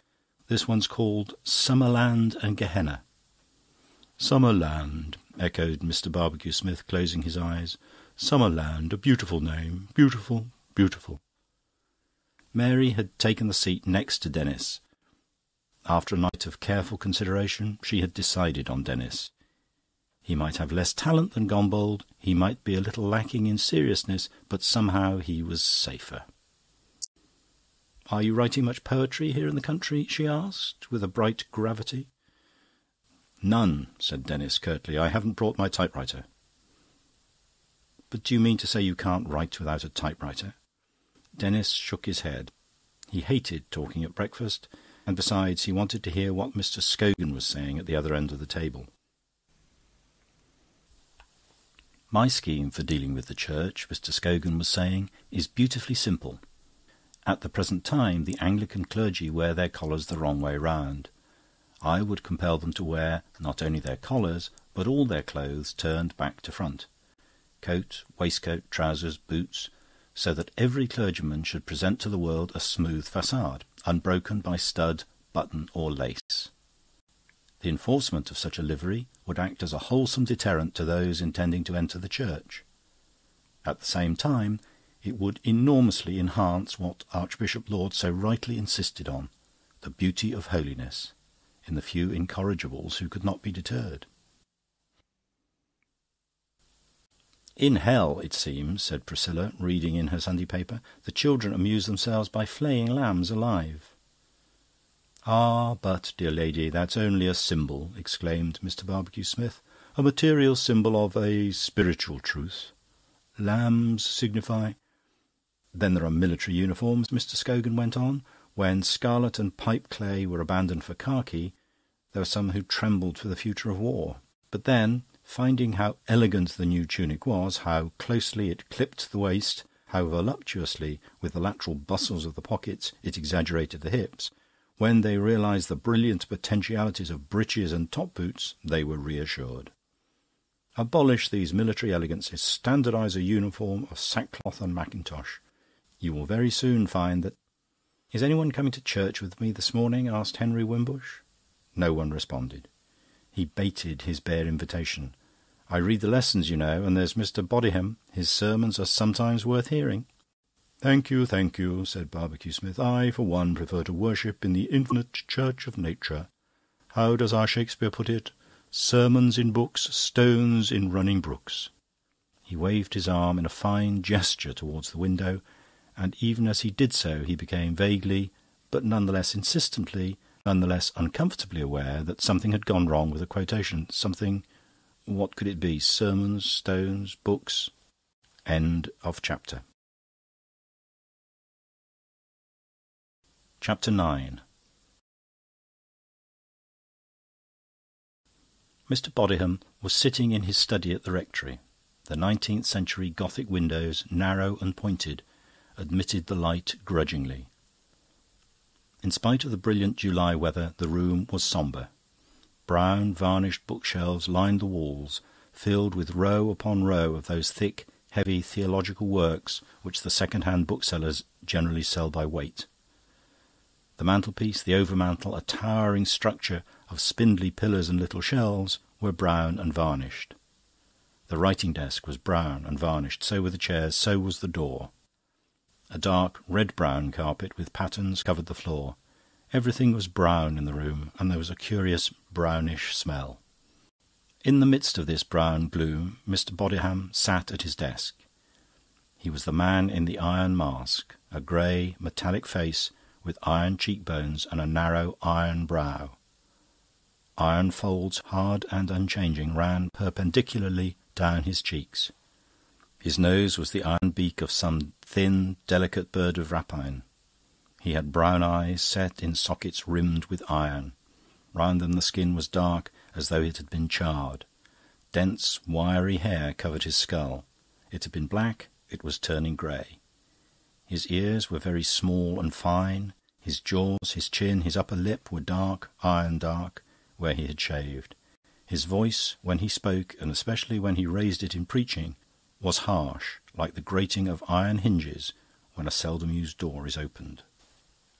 It was nearly 12:30. He had just come back from church, hoarse and weary with preaching. He preached with fury, with passion, an iron man beating with a flail upon the souls of his congregation. But the souls of the faithful at Crome were made of india rubber, solid rubber. The flail rebounded. They were used to Mr. Bodiham at Crome. The flail thumped on india rubber, and, as often as not, the rubber slept. That morning he had preached, as he had often preached before, on the nature of God. He had tried to make them understand about God what a fearful thing it was to fall into his hands. God, they thought of something soft and merciful. They blinded themselves to facts. Still more, they blinded themselves to the Bible. The passengers on the Titanic sang, "Nearer, my God, to thee," as the ship was going down. Did they realise what they were asking to be brought nearer to? A white fire of righteousness, an angry fire. When Savonarola preached, men sobbed and groaned aloud. Nothing broke the polite silence with which Crome listened to Mr. Bodiham. Only an occasional cough, and sometimes the sound of heavy breathing. In the front pew sat Henry Wimbush, calm, well-bred, beautifully dressed. There were times when Mr. Bodiham wanted to jump down from the pulpit and shake him into life, times when he would have liked to beat and kill his whole congregation. He sat at his desk dejectedly. Outside the Gothic windows the earth was warm and marvellously calm. Everything was as it had always been, and yet, it was nearly 4 years now since he had preached that sermon on Matthew 24:7. "For nation shall rise up against nation, and kingdom against kingdom, and there shall be famines, and pestilences, and earthquakes in divers places." It was nearly 4 years. He had had the sermon printed. It was so terribly, so vitally important that all the world should know what he had to say. A copy of the little pamphlet lay on his desk, 8 small grey pages, printed by a fount of type that had grown blunt, like an old dog's teeth, by the endless champing and champing of the press. He opened it and began to read it yet once again. "For nation shall rise up against nation, and kingdom against kingdom, and there shall be famines, and pestilences, and earthquakes in divers places." 19 centuries have elapsed since our Lord gave utterance to those words, and not a single one of them has been without wars, plagues, famines, and earthquakes. Mighty empires have crashed in ruin to the ground. Diseases have unpeopled half the globe. There have been vast natural cataclysms in which thousands have been overwhelmed by flood and fire and whirlwind. Time and again, in the course of these 19 centuries, such things have happened, but they have not brought Christ back to earth. They were signs of the times, inasmuch as they were signs of God's wrath against the chronic wickedness of mankind. But they were not signs of the times in connection with the second coming. If earnest Christians have regarded the present war as a true sign of the Lord's approaching return, it is not merely because it happens to be a great war involving the lives of millions of people, not merely because famine is tightening its grip on every country in Europe, not merely because disease of every kind, from syphilis to spotted fever, is rife among the warring nations. No, it is not for these reasons that we regard this war as a true sign of the times, but because in its origin and its progress it is marked by certain characteristics which seem to connect it almost beyond a doubt with the predictions in Christian prophecy relating to the second coming of the Lord. Let me enumerate the features of the present war which most clearly suggest that it is a sign foretelling the near approach of the second advent. Our Lord said that this gospel of the kingdom shall be preached in all the world for a witness unto all nations, and then shall the end come. Although it would be presumptuous for us to say what degree of evangelization will be regarded by God as sufficient, we may at least confidently hope that a century of unflagging missionary work has brought the fulfilment of this condition at any rate near. True, the larger number of the world's inhabitants have remained deaf to the preaching of the true religion, but that does not vitiate the fact that the gospel has been preached. For a witness to all unbelievers from the Papist to the Zulu, the responsibility for the continued prevalence of unbelief lies not with the preachers, but with those preached to. Again, it has been generally recognized that the drying up of the waters of the great river Euphrates, mentioned in the 16th chapter of Revelation, refers to the decay and extinction of Turkish power, and is a sign of the near approaching end of the world as we know it. The capture of Jerusalem and the successes in Mesopotamia are great strides forward in the destruction of the Ottoman Empire, though it must be admitted that the Gallipoli episode proved that the Turk still possesses a notable horn of strength. Historically speaking, this drying up of Ottoman power has been going on for the past century. The last 2 years have witnessed a great acceleration of the process, and there can be no doubt that complete desiccation is within sight. Closely following on the words concerning the drying up of the Euphrates comes the prophecy of Armageddon, that world war with which the second coming is to be so closely associated. Once begun, the world war can end only with the return of Christ, and his coming will be sudden and unexpected, like that of a thief in the night. Let us examine the facts. In history, exactly as in St. Paul's Gospel, the world war is immediately preceded by the drying up of the Euphrates, or the decay of Turkish power. This fact alone would be enough to connect the present conflict with the Armageddon of Revelation, and therefore to point to the near approach of the second advent. But further evidence of an even more solid and convincing nature can be adduced. Armageddon is brought about by the activities of 3 unclean spirits, as it were toads, which come out of the mouths of the dragon, the beast, and the false prophet. If we can identify these 3 powers of evil, much light will clearly be thrown on the whole question. The dragon, the beast, and the false prophet can all be identified in history.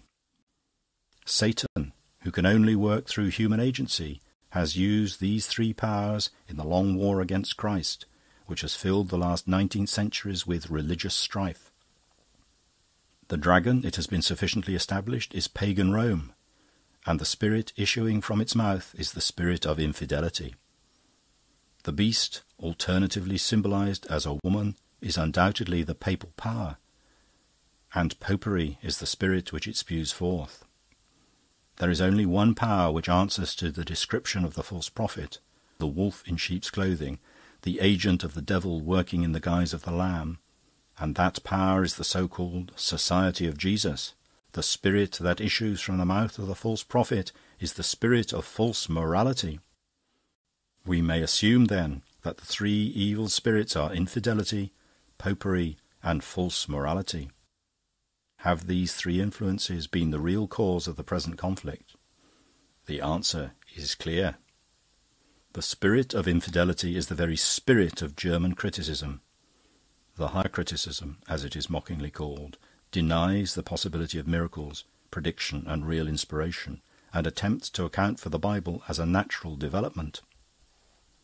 Slowly but surely, during the last 80 years, the spirit of infidelity has been robbing the Germans of their Bible and their faith, so that Germany is today a nation of unbelievers. Higher criticism has thus made the war possible, for it would be absolutely impossible for any Christian nation to wage war as Germany is waging it. We come next to the spirit of popery, whose influence in causing the war was quite as great as that of infidelity, though not, perhaps, so immediately obvious. Since the Franco-Prussian War, the papal power has steadily declined in France, while in Germany it has steadily increased. Today, France is an anti-papal state, while Germany possesses a powerful Roman Catholic minority. Two papally controlled states, Germany and Austria, are at war with 6 anti-papal states, England, France, Italy, Russia, Serbia and Portugal. Belgium is, of course, a thoroughly papal state, and there can be little doubt that the presence on the Allies' side of an element so essentially hostile has done much to hamper the righteous cause and is responsible for our comparative ill success. That the spirit of popery is behind the war is thus seen clearly enough in the grouping of the opposed powers, while the rebellion in the Roman Catholic parts of Ireland has merely confirmed a conclusion already obvious to any unbiased mind. The spirit of false morality has played as great a part in this war as the 2 other evil spirits. The scrap of paper incident is the nearest and most obvious example of Germany's adherence to this essentially unchristian or Jesuitical morality. The end is German world power, and in the attainment of this end any means are justifiable. It is the true principle of Jesuitry applied to international politics. The identification is now complete. As was predicted in Revelation, the 3 evil spirits have gone forth just as the decay of the Ottoman power was nearing completion, and have joined together to make the world war.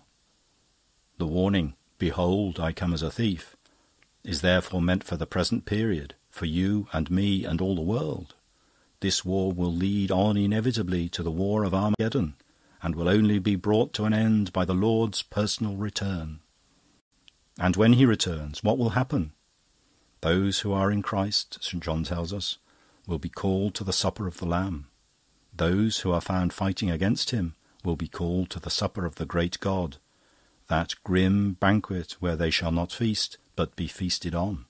For, as St. John says, I saw an angel standing in the sun, and he cried in a loud voice, saying to all the fowls that fly in the midst of heaven, Come and gather yourselves together into the supper of the great God, that ye may eat the flesh of kings, and the flesh of captains, and the flesh of mighty men, and the flesh of horses, and of them that sit on them, and the flesh of all men, both free and bound, both small and great. All the enemies of Christ will be slain with the sword of him that sits upon the horse, and all the fowls will be filled with their flesh. That is the supper of the great God. It may be soon, or it may, as men reckon time, be long, but sooner or later, inevitably, the Lord will come and deliver the world from its present troubles. And woe unto them who are called, not to the supper of the Lamb, but to the supper of the great God. They will realize then, but too late, that God is a God of wrath as well as a God of forgiveness. The God who sent bears to devour the mockers of Elisha, the God who smote the Egyptians for their stubborn wickedness, will assuredly smite them too, unless they make haste to repent. But perhaps it is already too late. Who knows but that tomorrow, in a moment even, Christ may be upon us unawares, like a thief. In a little while, who knows? The angel, standing in the sun, may be summoning the ravens and vultures from their crannies in the rocks, to feed upon the putrefying flesh of the millions of unrighteous, whom God's wrath has destroyed. Be ready then. The coming of the Lord is at hand.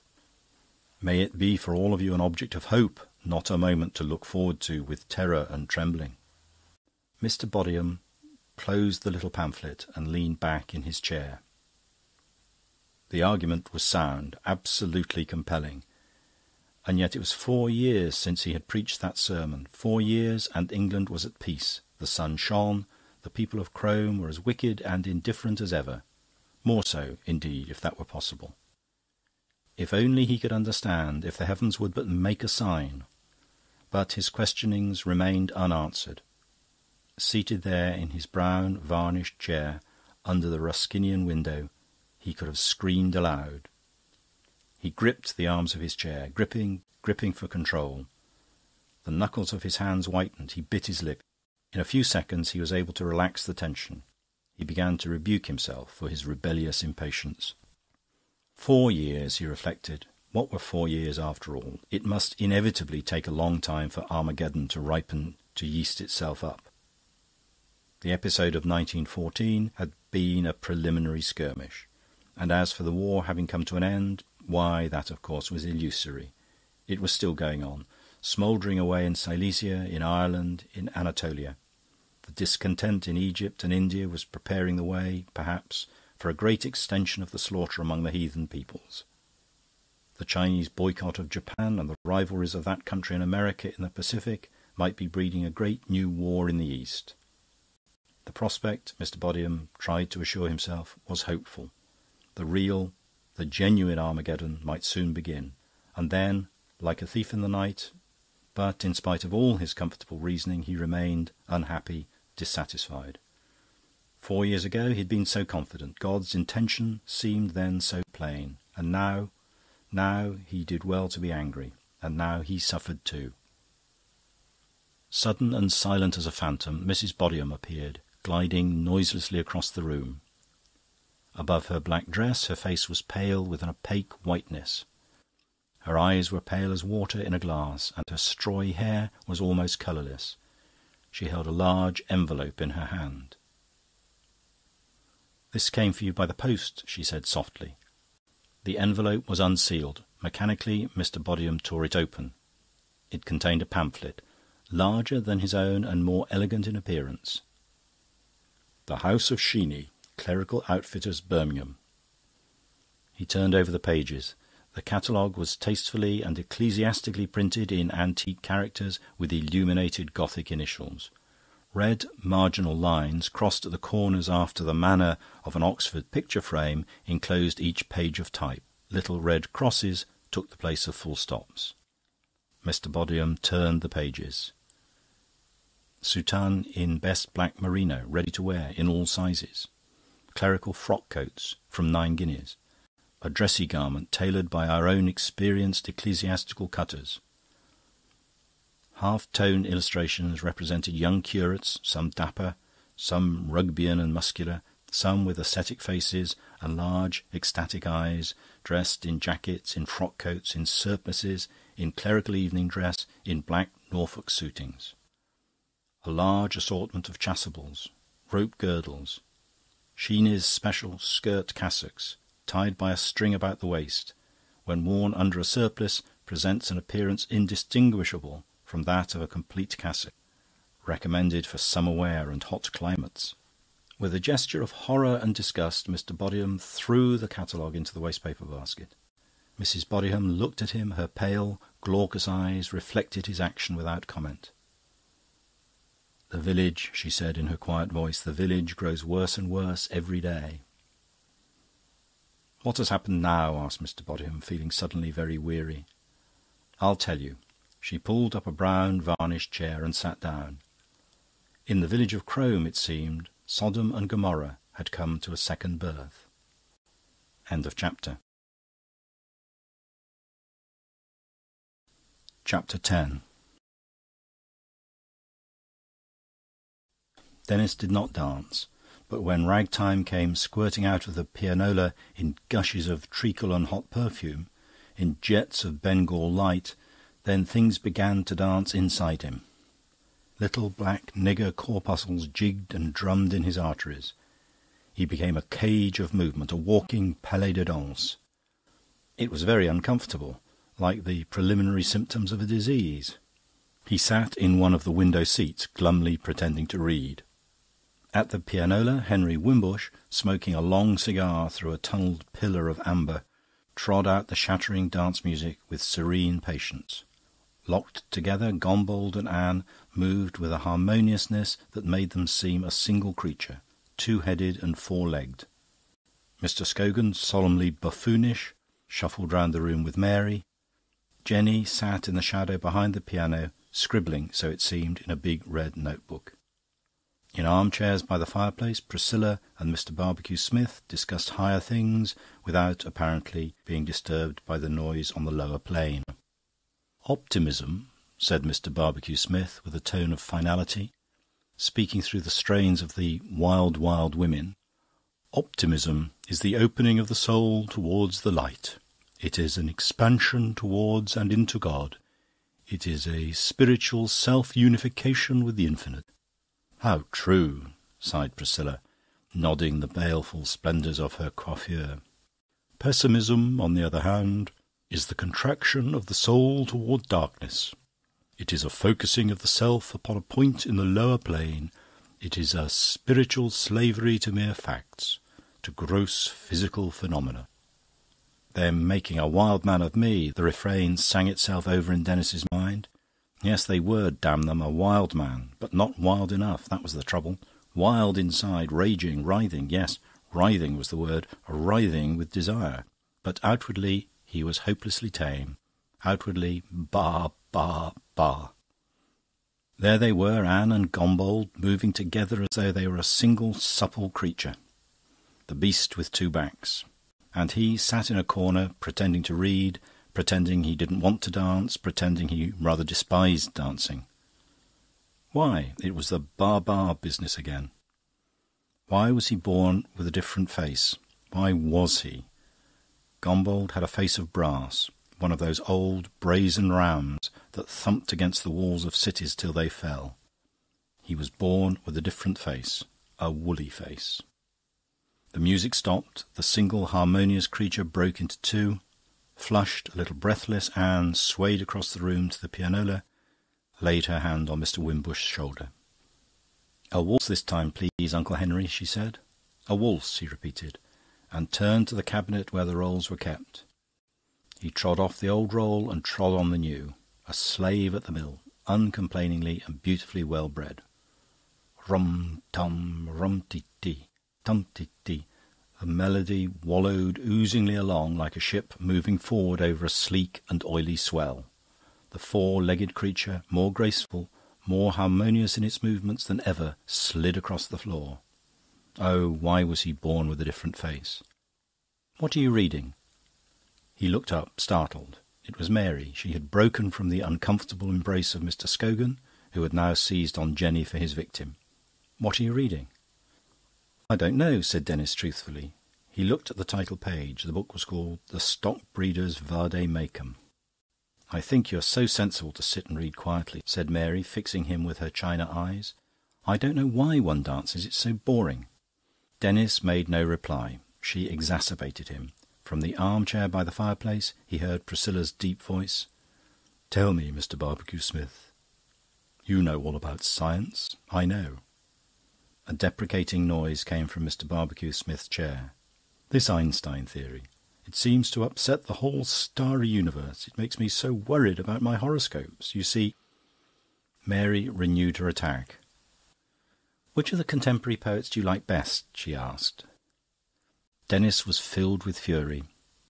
Why couldn't this pest of a girl leave him alone? He wanted to listen to the horrible music, to watch them dancing, oh, with what grace, as though they had been made for one another, to savour his misery in peace. And she came and put him through this absurd catechism. She was like Mangold's questions. "What are the 3 diseases of wheat? Which of the contemporary poets do you like best?" "Blight, mildew and smut," he replied, with the laconism of one who is absolutely certain of his own mind. It was several hours before Denis managed to go to sleep that night. Vague but agonising miseries possessed his mind. It was not only Anne who made him miserable. He was wretched about himself, the future, life in general, the universe. "This adolescence business," he repeated to himself every now and then, "is horribly boring," but the fact that he knew his disease did not help him to cure it. After kicking all the clothes off his bed, he got up and sought relief in composition. He wanted to imprison his nameless misery in words. At the end of an hour, 9 more or less complete lines emerged from among the blots and scratchings. "I do not know what I desire when summer nights are dark and still, when the wind's many-voiced choir sleeps among the muffled branches. I long and know not what I will, and not a sound of life or laughter stanches time's black and silent flow. I do not know what I desire, I do not know. He read it through aloud, then threw the scribbled sheet into the waste-paper basket and got into bed again. In a very few minutes he was asleep. End of chapter. Chapter 11. Mr. Barbecue Smith was gone. The motor had whirled him away to the station. A faint smell of burning oil commemorated his recent departure. A considerable detachment had come into the courtyard to speed him on his way, and now they were walking back round the side of the house towards the terrace and the garden. They walked in silence. Nobody had yet ventured to comment on the departed guest. "Well," said Anne at last, turning with raised, inquiring eyebrows to Denis. Well, it was time for someone to begin. Denis declined the invitation. He passed it on to Mr. Scogan. "Well," he said. Mr. Scogan did not respond. He only repeated the question. "Well?" It was left for Henry Wimbush to make a pronouncement. "A very agreeable adjunct to the week-end," he said. His tone was obituary. They had descended, without paying much attention to where they were going, the steep yew-walk that went down under the flank of the terrace to the pool. The house towered above them, immensely tall, with the whole height of the built-up terrace added to its own 70 feet of brick façade. The perpendicular lines of the three towers soared up uninterrupted, enhancing the impression of height until it became overwhelming. They paused at the edge of the pool to look back. "The man who built this house knew his business," said Denis. "He was an architect." "Was he?" said Henry Wimbush reflectively. "I doubt it. The builder of this house was Sir Ferdinando Lapith, who flourished during the reign of Elizabeth. He inherited the estate from his father, to whom it had been granted at the time of the dissolution of the monasteries. For Crome was originally a cloister of monks, and this swimming pool their fish pond. Sir Ferdinando was not content merely to adapt the old monastic buildings to his own purposes, but using them as a stone quarry for his barns and byres and outhouses, he built for himself a grand new house of brick, the house you see now." He waved his hand in the direction of the house and was silent. Severe, imposing, almost menacing, Crome loomed down on them. "The great thing about Crome," said Mr. Scogan, seizing the opportunity to speak, "is the fact that it's so unmistakably and aggressively a work of art. It makes no compromise with nature, but affronts it and rebels against it. It has no likeness to Shelley's tower in the Epipsychidion, which, if I remember rightly, seems not now a work of human art, but as it were titanic, in the heart of earth having assumed its form and grown out of the mountain from the living stone, lifting itself in caverns light and high. No, there isn't any nonsense of that sort about Crome. That the hovels of the peasantry should look as though they'd grown out of the earth, to which their inmates are attached, is right, no doubt, and suitable. But the house of an intelligent, civilised and sophisticated man should never seem to have sprouted from the clods. It should rather be an expression of his grand, unnatural remoteness from the cloddish life. Since the days of William Morris, that's a fact which we in England have been unable to comprehend. Civilised and sophisticated men have solemnly played at being peasants. Hence quaintness, arts and crafts, cottage architecture, and all the rest of it. In the suburbs of our cities you may see, reduplicated in endless rows, studiedly quaint imitations and adaptations of the village hovel. Poverty, ignorance, and a limited range of materials produce the hovel, which possesses undoubtedly, in suitable surroundings, its own, as it were, titanic charm. We now employ our wealth, our technical knowledge, our rich variety of materials for the purpose of building millions of imitation hovels in totally unsuitable surroundings. Could imbecility go further? Henry Wimbush took up the thread of his interrupted discourse. "All that you say, my dear Scogan," he began, "is certainly very just, very true. But whether Sir Ferdinando shared your views about architecture, or if, indeed, he had any views about architecture at all, I very much doubt. In building this house, Sir Ferdinando was, as a matter of fact, preoccupied by only one thought: the proper placing of his privies. Sanitation was the one great interest of his life. In 1573 he even published on this subject a little book, now extremely scarce, called Certain Privy Councils, by one of Her Majesty's most honourable Privy Councils, F.L. Knight, in which the whole matter is treated with great learning and elegance. His guiding principle in arranging the sanitation of a house was to secure that the greatest possible distance should separate the privy from the sewage arrangements.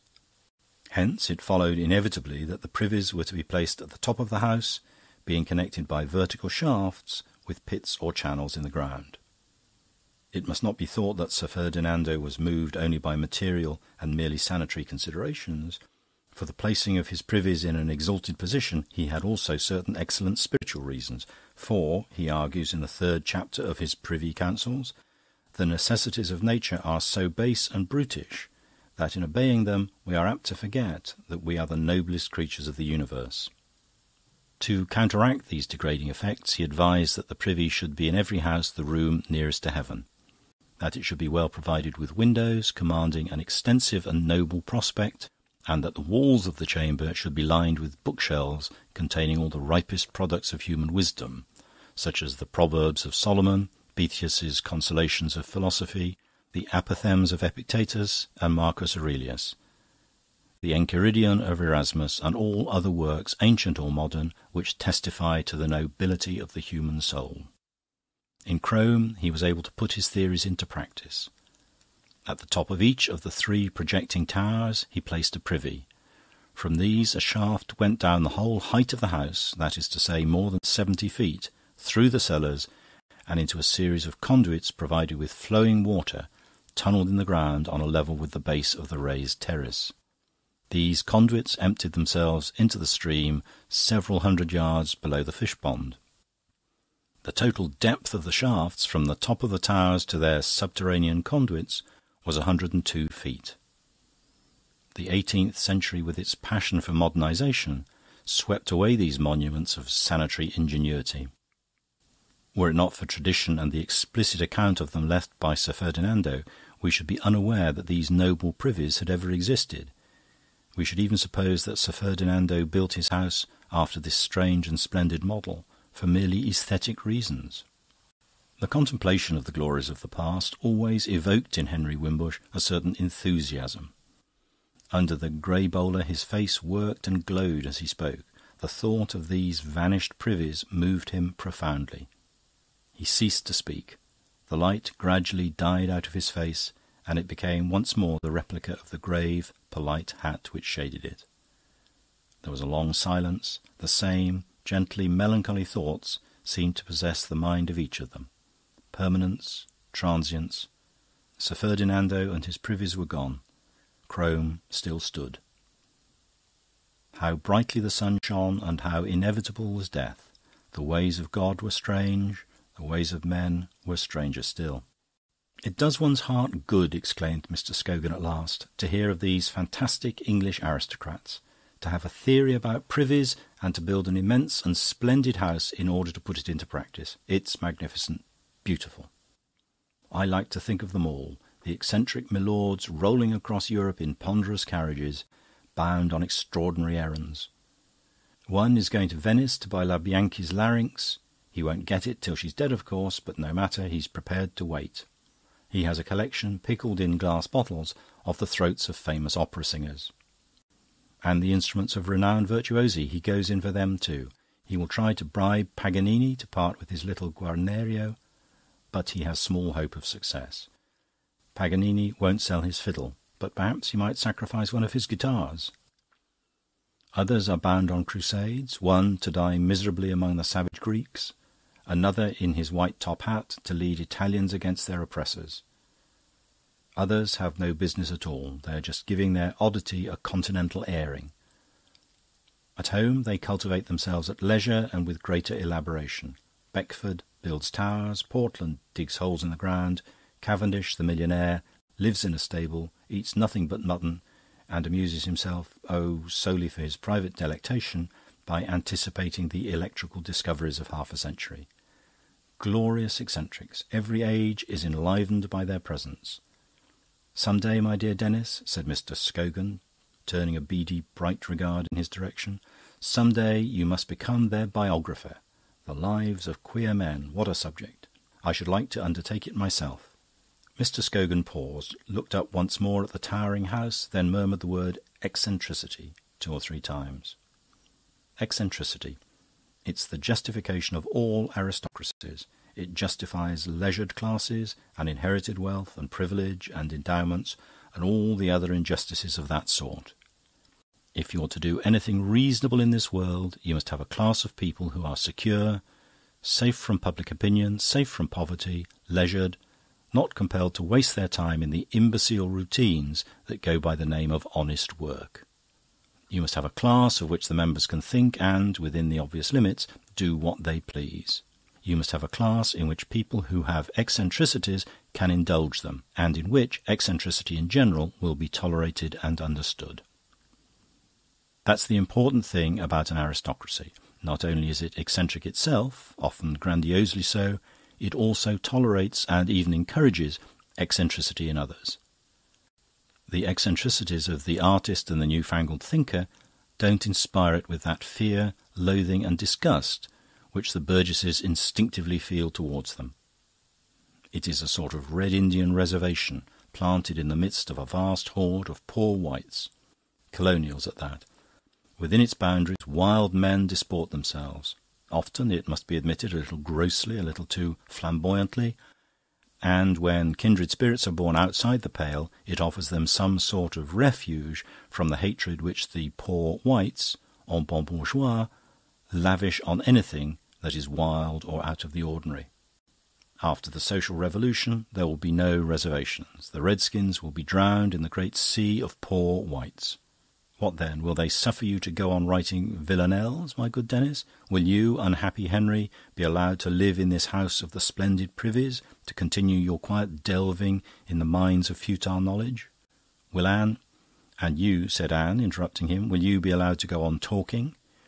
"You may rest assured," Mr. Scogan replied, "that I shall not. I shall have some honest work to do." End of chapter. Chapter 12. Blight, mildew and smut. Mary was puzzled and distressed. Perhaps her ears had played her false. Perhaps what he had really said was Squire Binion and Shanks, or Childs, Blunden and Earp, or even Abercrombie, Drinkwater and Rabindranath Tagore. Perhaps. But then her ears never did play her false. Blight, mildew and smut. The impression was distinct and ineffaceable. Blight, mildew. She was forced to the conclusion, reluctantly, that Denis had indeed pronounced those improbable words. He had deliberately repelled her attempts to open a serious discussion. That was horrible. A man who would not talk seriously to a woman just because she was a woman? Oh, impossible. Egeria or nothing. Perhaps Gombold would be more satisfactory. True, his meridional heredity was a little disquieting, but at least he was a serious worker, and it was with his work that she should associate herself. And Denis, after all, what was Denis? A dilettante, an amateur. Gombold had annexed for his painting room a little disused granary that stood by itself in a green close beyond the farmyard. It was a square brick building with a peaked roof and little windows set high up in each of its walls. A ladder of 4 rungs led up to the door, for the granary was perched above the ground and out of the reach of the rats on 4 massive toadstools of grey stone. Within there lingered a faint smell of dust and cobwebs, and the narrow shaft of sunlight that came slanting in at every hour of the day through one of the little windows was always alive with silvery motes. Here Gombold worked, with a kind of concentrated ferocity, during 6 or 7 hours of each day. He was pursuing something new, something terrific, if only he could catch it. During the last 8 years, nearly half of which had been spent in the process of winning the war, he had worked his way industriously through Cubism. Now he had come out on the other side. He had begun by painting a formalised nature. Then, little by little, he had risen from nature into the world of pure form, till, in the end, he was painting nothing but his own thoughts, externalised in the abstract geometrical forms of the mind's devising. He found the process arduous and exhilarating. And then, quite suddenly, he grew dissatisfied. He felt himself cramped and confined within intolerably narrow limitations. He was humiliated to find how few and crude and uninteresting were the forms he could invent. The inventions of nature were without number, inconceivably subtle and elaborate. He had done with Cubism. He was out on the other side. But the Cubist discipline preserved him from falling into excesses of nature worship.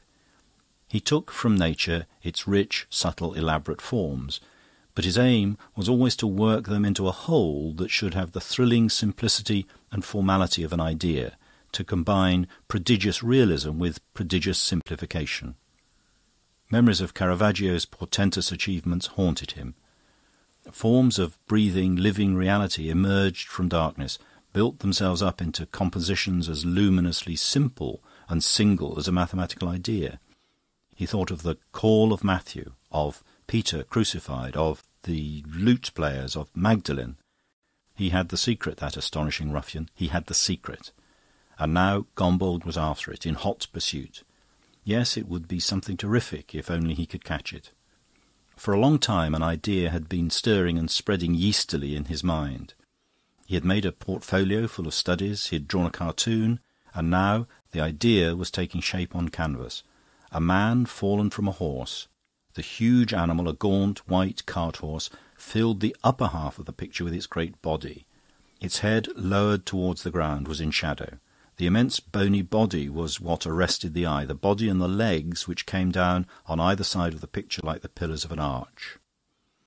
On the ground, between the legs of the towering beast, lay the foreshortened figure of a man, the head in the extreme foreground, the arms flung wide to right and left. A white, relentless light poured down from a point in the right foreground. The beast, the fallen man, were sharply illuminated. Round them, beyond and behind them, was the night. They were alone in the darkness, a universe in themselves. The horse's body filled the upper part of the picture. The legs, the great hoofs, frozen to stillness in the midst of their trampling, limited it on either side. And beneath lay the man, his foreshortened face at the focal point in the centre, his arms outstretched towards the sides of the picture. Under the arch of the horse's belly, between his legs, the eye looked through into an intense darkness. Below, the space was closed in by the figure of the prostrate man. A central gulf of darkness surrounded by luminous forms. The picture was more than half finished. Gombauld had been at work all morning on the figure of the man, and now he was taking a rest, the time to smoke a cigarette. Tilting back his chair till it touched the wall, he looked thoughtfully at his canvas. He was pleased, and at the same time he was desolated. In itself the thing was good, he knew it. But that something he was after, that something that would be so terrific if only he could catch it. Had he caught it? Would he ever catch it? 3 little taps, rat-tat-tat. Surprised, Gombauld turned his eyes towards the door. Nobody ever disturbed him while he was at work. It was one of the unwritten laws. "Come in," he called. The door, which was ajar, swung open, revealing, from the waist upwards, the form of Mary. She had only dared to mount halfway up the ladder. If he didn't want her, retreat would be easier and more dignified than if she climbed to the top. "May I come in?" she asked. "Certainly." She skipped up the remaining 2 rungs and was over the threshold in an instant. "A letter came for you by second post," she said. "I thought it might be important, so I brought it out to you." Her eyes, her childish face, were luminously candid as she handed him the letter. There had never been a flimsier pretext. Gombauld looked at the envelope and put it in his pocket unopened. "Luckily," he said, "it isn't at all important. Thanks very much, all the same." There was a silence. Mary felt a little uncomfortable. "May I have a look at what you're painting?" she had the courage to say at last. Gombauld had only half smoked his cigarette. In any case, he wouldn't begin work again until he had finished. He would give her the 5 minutes that separated him from the bitter end. "This is the best place to see it from," he said. Mary looked at the picture for some time without saying anything. Indeed, she didn't know what to say. She was taken aback. She was at a loss. She had expected a Cubist masterpiece, and here was a picture of a man and a horse, not only recognisable as such, but even aggressively in drawing. Trompe-l'oeil, there was no other word to describe the delineation of that foreshortened figure under the trampling feet of the horse. What was she to think? What was she to say? Her orientations were gone. One could admire representationism in the old masters, obviously, but in a modern... At 18 she might have done so, but now, after 5 years of schooling among the best judges, her instinctive reaction to a contemporary piece of representation was contempt, an outburst of laughing disparagement. What could Gombauld be up to? She had felt so safe in admiring his work before, but now she didn't know what to think. It was very difficult, very difficult. "There's rather a lot of chiaroscuro, isn't there?" she ventured at last, and inwardly congratulated herself on having found a critical formula so gentle and at the same time so penetrating. "There is," Gombauld agreed. Mary was pleased. He accepted her criticism. It was a serious discussion. She put her head on one side and screwed up her eyes. "I think it's awfully fine," she said, "but of course it's a little too trompe-l'oeil for my taste." She looked at Gombauld, who made no response but continued to smoke, gazing meditatively all the time at his picture. Mary went on gaspingly. "When I was in Paris this spring, I saw a lot of Czuplinski. I admire his work so tremendously. Of course, it's frightfully abstract now, frightfully abstract and frightfully intellectual. He just throws a few oblongs onto his canvas, quite flat, you know, and painted in pure primary colours. But his design is wonderful. He's getting more and more abstract every day. He'd given up the third dimension when I was there and was just thinking of giving up the second. Soon, he says, there'll be just a blank canvas. That's the logical conclusion, complete abstraction. Painting's finished. He's finishing it. When he's reached pure abstraction, he's going to take up architecture. He says it's more intellectual than painting. Do you agree?" she asked, with a final gasp. Gombauld dropped his cigarette end and trod on it. "Czuplinski's finished painting," he said. "I've finished my cigarette, but I'm going on painting." And, advancing towards her, he put his arm round her shoulders and turned her round away from the picture. Mary looked at him, her hair swung back a soundless bell of gold. Her eyes were serene. She smiled. So the moment had come.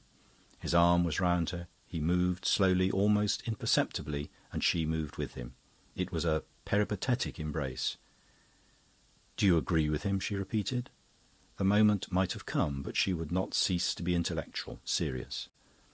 "I don't know. I shall have to think about it." Gombauld loosened his embrace. His hand dropped from her shoulder. "Be careful going down the ladder," he added solicitously. Mary looked round, startled. They were in front of the open door. She remained standing there for a moment in bewilderment. The hand that had rested on her shoulders made itself felt lower down her back. It administered 3 or 4 kindly little smacks. Replying automatically to its stimulus, she moved forward. "Be careful going down the ladder," said Gombauld once more. She was careful. The door closed behind her, and she was alone in the little green close. She walked slowly back through the farmyard. She was pensive. End of chapter. Chapter 13. Henry Wimbush brought down with him to dinner a budget of printed sheets loosely bound together in a cardboard portfolio. "Today," he said, exhibiting it with a certain solemnity, "today I have finished the printing of my History of Crome. I helped to set up the type of the last page this evening." "The famous history!" cried Anne. The writing and printing of this magnum opus had been going on as long as she could remember. All her childhood long, Uncle Henry's history had been a vague and fabulous thing, often heard of and never seen. "It has taken me nearly 30 years," said Mr. Wimbush. 25 years of writing and nearly 4 of printing. And now it's finished. A whole chronicle from Sir Ferdinando Lapith's birth to the death of my father William Wimbush, more than 3 centuries and a half. A history of Crome, written at Crome and printed at Crome by my own press. "Shall we be allowed to read it now it's finished?" asked Denis. Mr. Wimbush nodded. "Certainly," he said. "And I hope you will not find it uninteresting," he added modestly. Our muniment room is particularly rich in ancient records, and I have some genuinely new light to throw on the introduction of the three-pronged fork." "And the people?" asked Gombauld. "Sir Ferdinando and the rest of them? Were they amusing? Were there any crimes or tragedies in the family?" "Let me see." Henry Wimbush rubbed his chin thoughtfully. "I can only think of 2 suicides, 1 violent death, 4 or perhaps 5 broken hearts, and half a dozen little blots on the scutcheon in the way of misalliances, seductions, natural children, and the like. No, on the whole, it's a placid and uneventful record." "The Wimbushes and the Lapiths were always an unadventurous, respectable crew," said Priscilla, with a note of scorn in her voice. "If I were to write my family history now, why, it would be one long continuous blot from beginning to end." She laughed jovially and helped herself to another glass of wine. "If I were to write mine," Mr. Scogan remarked, "it wouldn't exist. After the second generations, we Scogans are lost in the mists of antiquity." "After dinner," said Henry Wimbush, a little piqued by his wife's disparaging comment on the masters of Crome, "I'll read you an episode from my history that will make you admit that even the Lapiths, in their own respectable way, had their tragedies and strange adventures." "I'm glad to hear it," said Priscilla. "Glad to hear what?" asked Jenny, emerging suddenly from her private interior world like a cuckoo from a clock. She received an explanation, smiled, nodded, cuckooed at last, "I see," and popped back, clapping shut the door behind her. Dinner was eaten. The party had adjourned to the drawing-room. "Now," said Henry Wimbush, pulling up a chair to the lamp. He put on his round pince-nez, rimmed with tortoiseshell, and began cautiously to turn over the pages of his loose and still fragmentary book. He found his place at last. "Shall I begin?" he asked, looking up. "Do," said Priscilla, yawning. In the midst of an attentive silence, Mr. Wimbush gave a little preliminary cough and started to read. "The infant who was destined to become the 4th baronet of the name of Lapith was born in the year 1740. He was a very small baby, weighing not more than 3 pounds at birth, but from the first he was sturdy and healthy. In honour of his maternal grandfather, Sir Hercules Ockham of Bishop's Ockham, he was christened Hercules.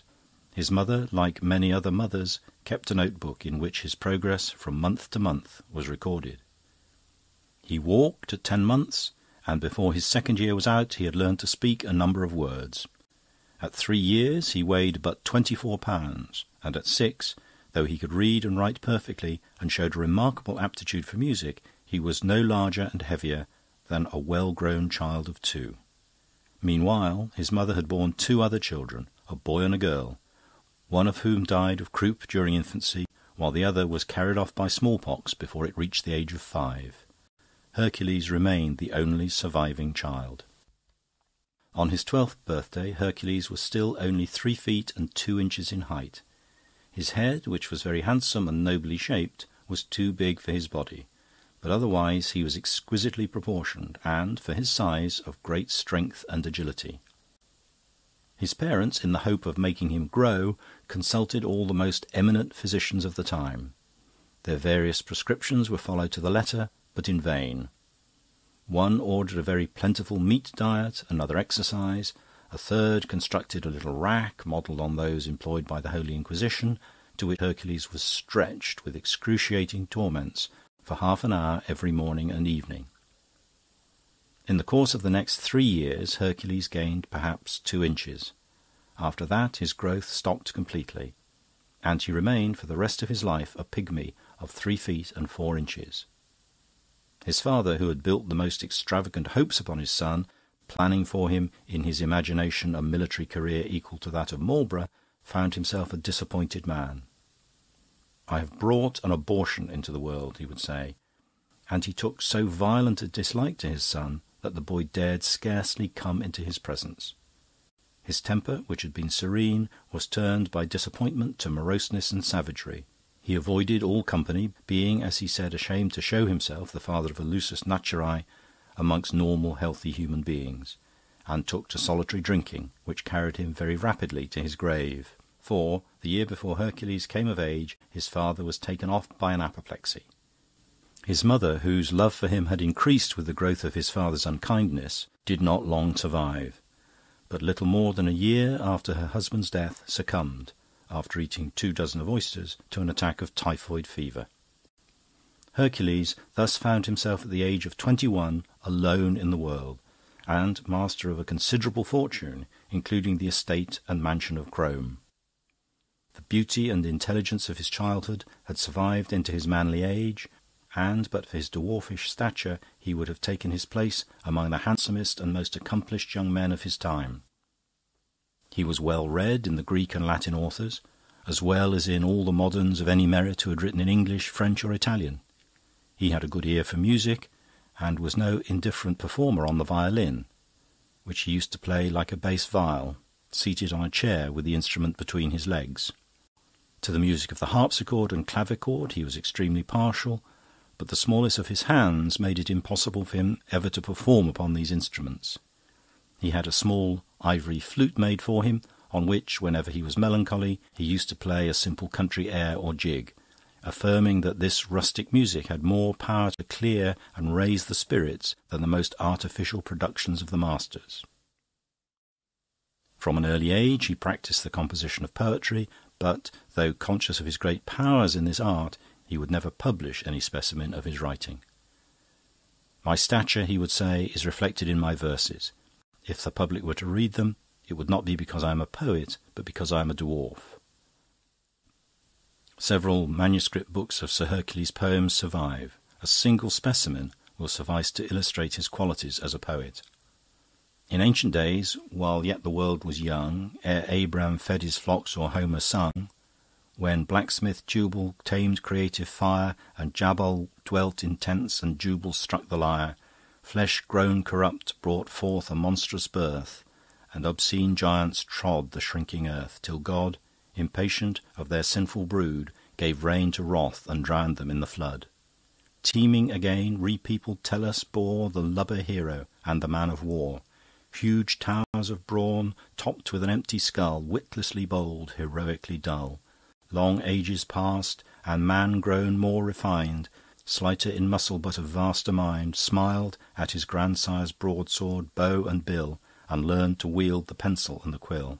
The glowing canvas and the written page immortalized his name from age to age, his name emblazoned on fame's temple wall, for art grew great as humankind grew small. Thus man's long progress step by step we trace. The giant dies, the hero takes his place. The giant vile, the dull heroic block, at one we shudder and at one we mock. Man last appears. In him the soul's pure flame burns brightlier in a not inordinate frame. Of old, when heroes fought and giants swarmed, men were huge mounds of matter scarce informed. Wearied by leavening so vast a mass, the spirit slept, and all the mind was crass. The smaller carcass of these latter days is soon informed. The soul unwearied plays, and like a Pharaoh's darts abroad her mental rays. But can we think that Providence will stay man's footsteps here upon the upward way? Mankind in understanding and in grace advanced so far beyond the giant's race? Hence, impious thought, still, led by God's own hand, mankind proceeds towards the promised land. A time will come, prophetic, I descry remoter dawns along the gloomy sky, when happy mortals of a golden age will backwards turn the dark historic page, and, in our vaunted race of men, behold a form as gross, a mind as dead and cold as we in giants see, in warriors of old. A time will come when in the soul shall be from all superfluous matter wholly free, when the light body, agile as a fawn's, shall sport with grace along the velvet lawns. Nature's most delicate and final birth, mankind, perfected, shall possess the earth. But not yet, for still the giant's race, huge though diminished, tramps the earth's fair face. Gross and repulsive, yet perversely proud, men of their imperfections boast aloud. Vain of their bulk, of all they still retain, of giant ugliness, absurdly vain. At all that's small they point their stupid scorn, and, monsters, think themselves divinely born. Sad is the fate of those, sad indeed, the rare precursors of the nobler breed, who come man's golden glory to foretell, but pointing heavenwards, live themselves in hell. As soon as he came into the estate, Sir Hercules set about remodelling his household, for, though by no means ashamed of his deformity, indeed, if we may judge from the poem quoted above, he regarded himself as being in many ways superior to the ordinary race of man, he found the presence of full-grown men and women embarrassing. Realizing, too, that he must abandon all ambitions in the great world, he determined to retire absolutely from it, and to create, as it were, at Crome, a private world of his own, in which all should be proportionable to himself. Accordingly, he discharged all the old servants of the house and replaced them gradually, as he was able to find suitable successors, by others of dwarfish stature. In the course of a few years he had assembled about himself a numerous household, no member of which was above 4 feet high, and the smallest among them scarcely 2 feet and 6 inches. His father's dogs, such as setters, mastiffs, greyhounds, and a pack of beagles, he sold or gave away as too large and too boisterous for his house, replacing them by pugs and King Charles spaniels and whatever other breeds of dog were the smallest. His father's stable was also sold.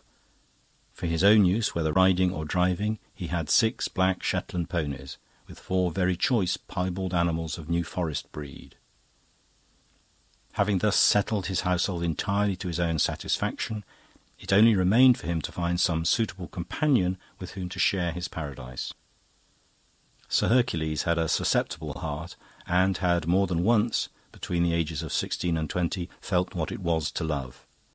But here his deformity had been a source of the most bitter humiliation, for, having once dared to declare himself to a young lady of his choice, he had been received with laughter. On his persisting, she had picked him up and shaken him like an importunate child, telling him to run away and plague her no more.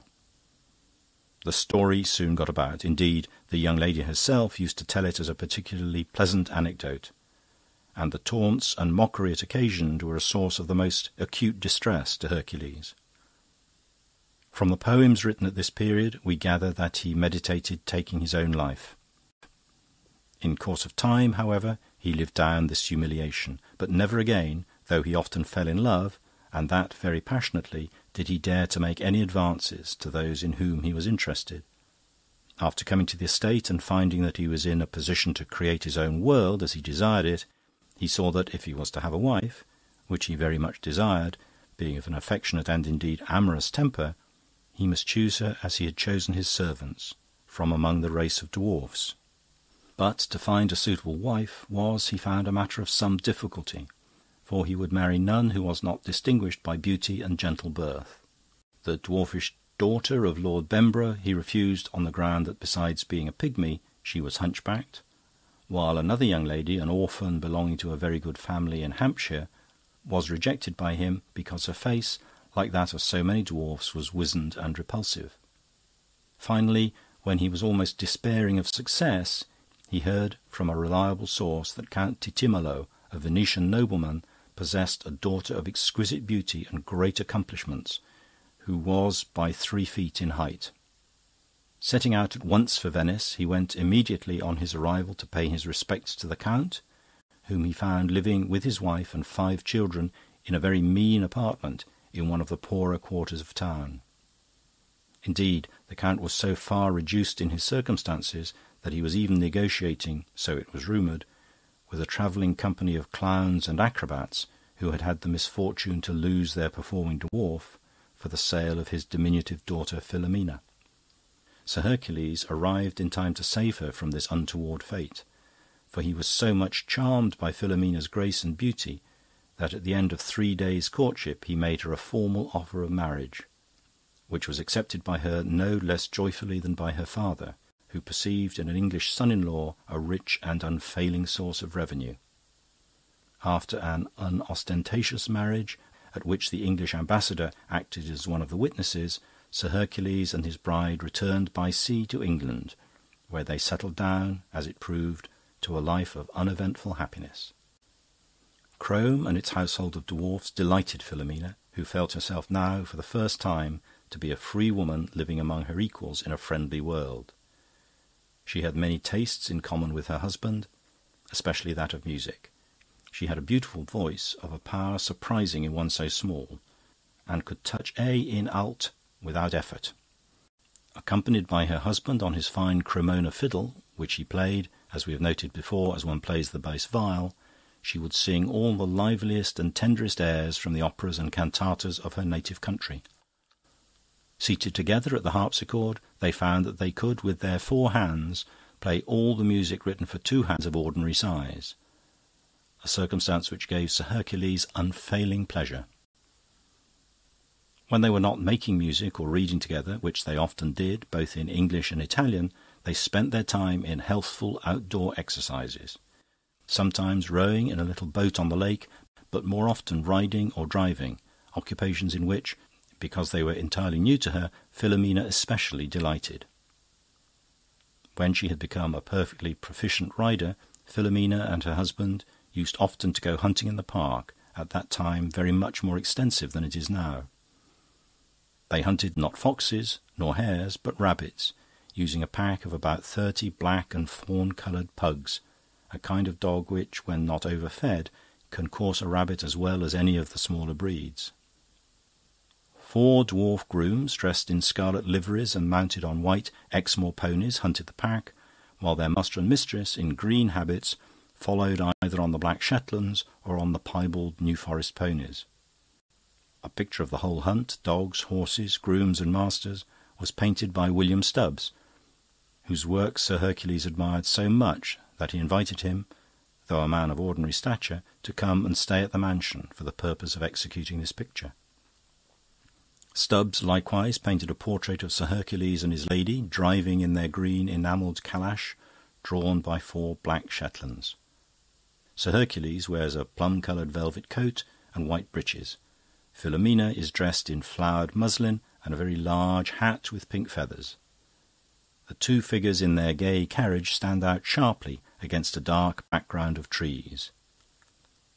But to the left of the picture the trees fall away and disappear, so that the 4 black ponies are seen against a pale and strangely lurid sky that has the golden-brown colour of thunderclouds lighted up by the sun.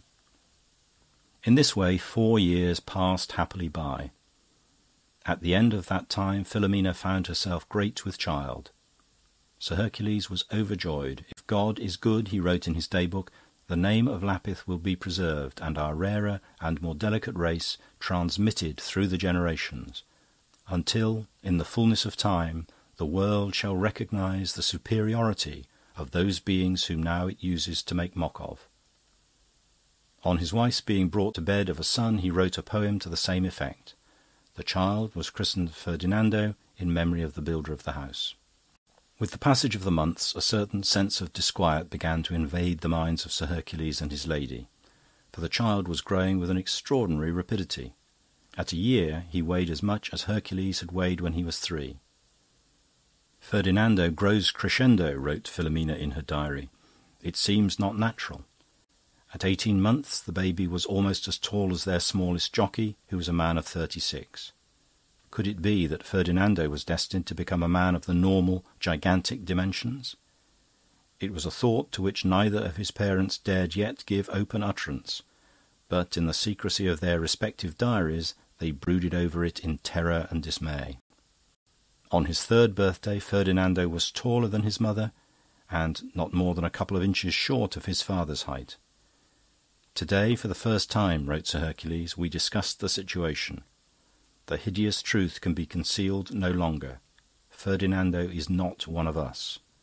On this, his 3rd birthday, a day when we should have been rejoicing at the health, the strength and beauty of our child, we wept together over the ruin of our happiness. God give us strength to bear this cross." At the age of 8, Ferdinando was so large and so exuberantly healthy that his parents decided, though reluctantly, to send him to school. He was packed off to Eton at the beginning of the next half. A profound peace settled upon the house. Ferdinando returned for the summer holidays, larger and stronger than ever. One day he knocked down the butler and broke his arm. "He is rough, inconsiderate, unamenable to persuasion," wrote his father. "The only thing that will teach him manners is corporal chastisement." Ferdinando, who at this age was already 17 inches taller than his father, received no corporal chastisement. One summer holidays, about 3 years later, Ferdinando returned to Crome, accompanied by a very large mastiff dog. He had bought it from an old man at Windsor who had found the beast too expensive to feed. It was a savage, unreliable animal. Hardly had it entered the house when it attacked one of Sir Hercules' favourite pugs, seizing the creature in its jaws and shaking it till it was nearly dead. Extremely put out by this occurrence, Sir Hercules ordered that the beast should be chained up in the stable yard. Ferdinando sullenly answered that the dog was his, and he would keep it where he pleased. His father, growing angry, bade him take the animal out of the house at once, on pain of his utmost displeasure. Ferdinando refused to move. His mother at this moment coming into the room, the dog flew at her, knocked her down, and in a twinkling had very severely mauled her arm and shoulder. In another instant it must infallibly have had her by the throat, had not Sir Hercules drawn his sword and stabbed the animal to the heart.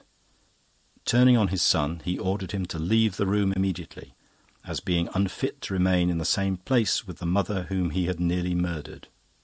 So awe-inspiring was the spectacle of Sir Hercules standing with one foot on the carcass of the giant dog, his sword drawn and still bloody, so commanding were his voice, his gestures, and the expression of his face, that Ferdinando slunk out of the room in terror, and behaved himself for all the rest of the vacation in an entirely exemplary fashion.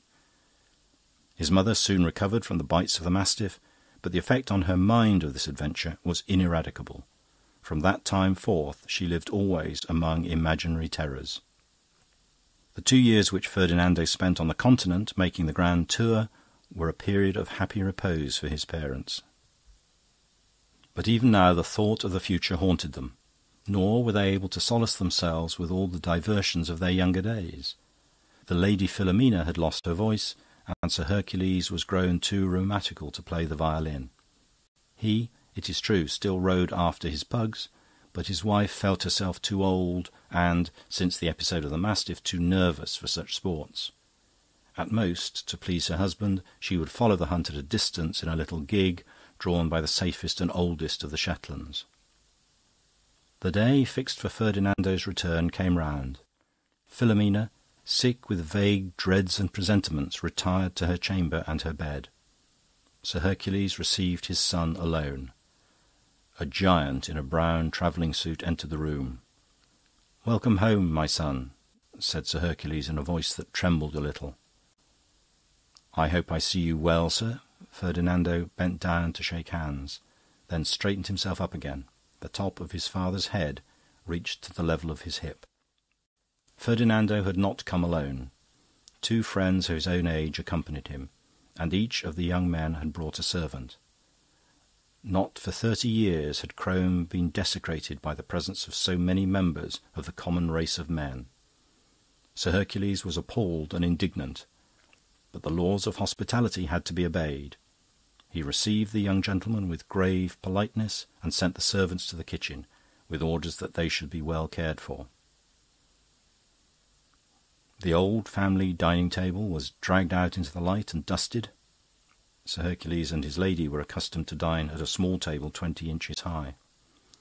Simon, the aged butler, who could only just look over the edge of the big table, was helped at supper by the 3 servants brought by Ferdinando and his guests.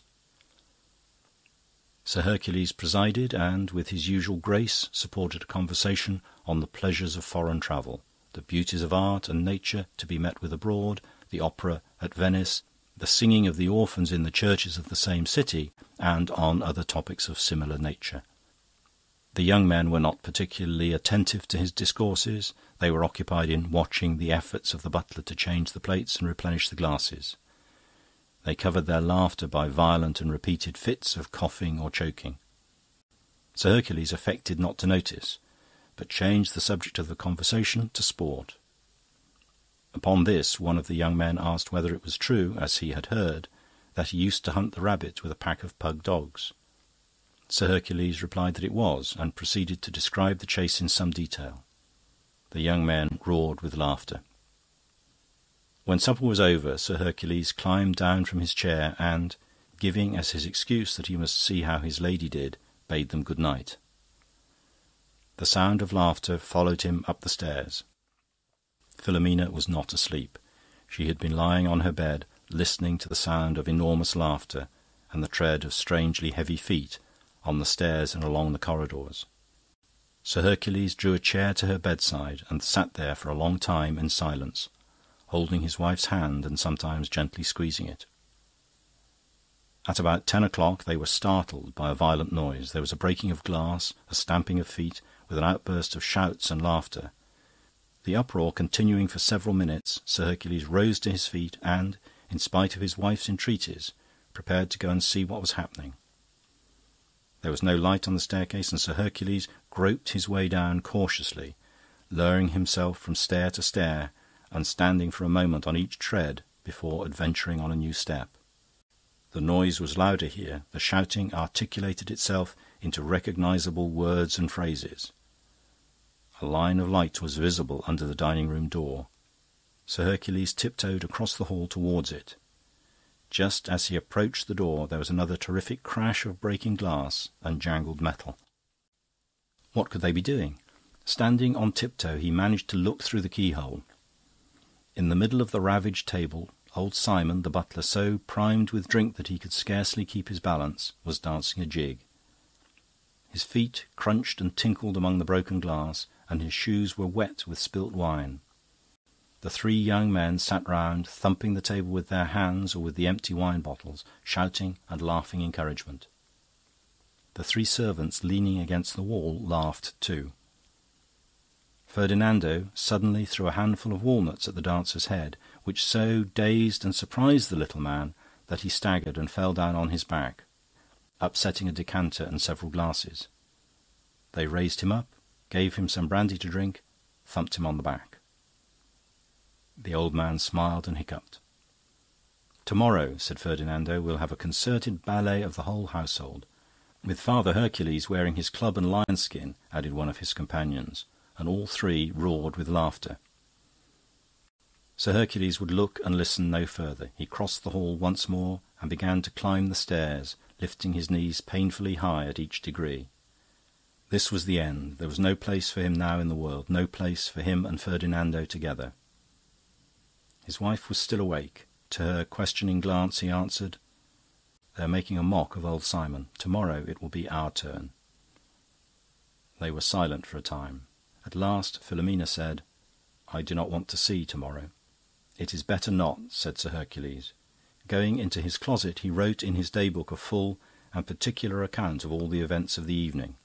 While he was still engaged in this task, he rang for a servant and ordered hot water and a bath to be made ready for him at 11 o'clock. When he had finished writing, he went into his wife's room and, preparing a dose of opium 20 times as strong as that which she was accustomed to take when she could not sleep, he brought it into her, saying, "Here is your sleeping draught." Philomena took the glass and lay for a little time, but did not drink immediately. The tears came into her eyes. "Do you remember the songs we used to sing, sitting out there sulla terrazza in the summer-time?" She began singing softly in her ghost of a cracked voice a few bars from Stradella's Amor, amor, non dormir più. "And you playing the violin. It seems such a short time ago, and yet so long, long, long. Addio, amore, arrivederci." She drank off the draught and, lying back on the pillow, closed her eyes. Sir Hercules kissed her hand and tiptoed away, as though he were afraid of waking her.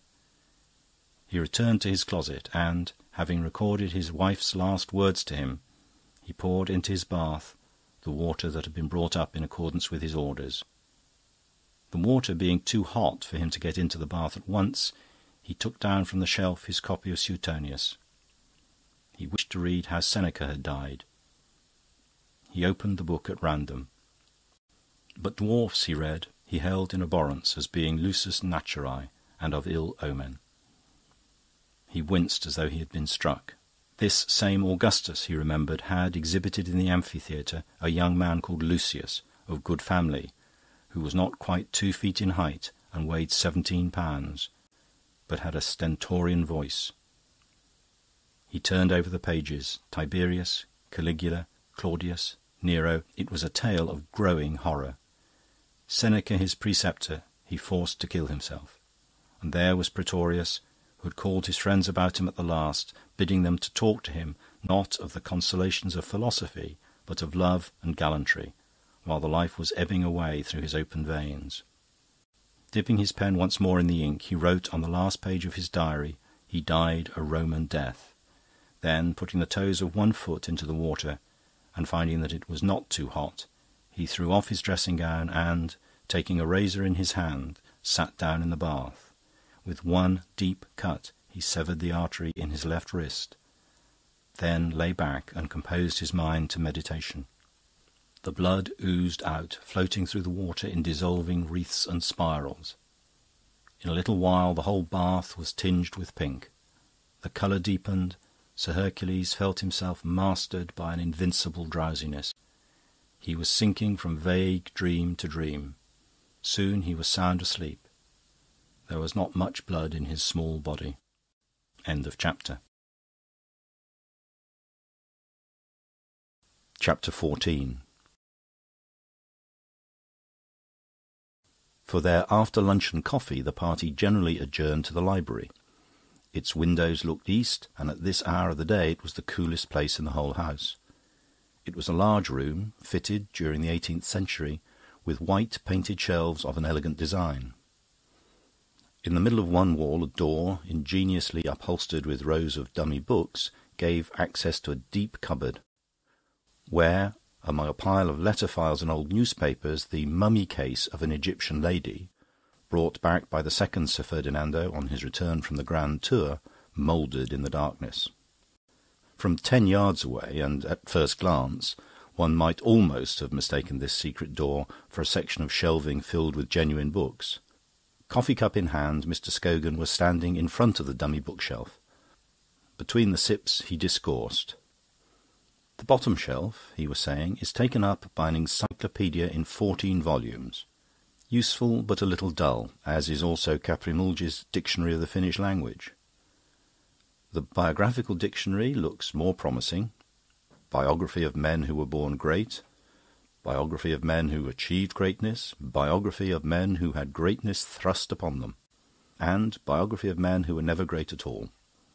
Then there are 10 volumes of Tom's Works and Wanderings, while The Wild Goose Chase, a novel by an anonymous author, fills no less than 6.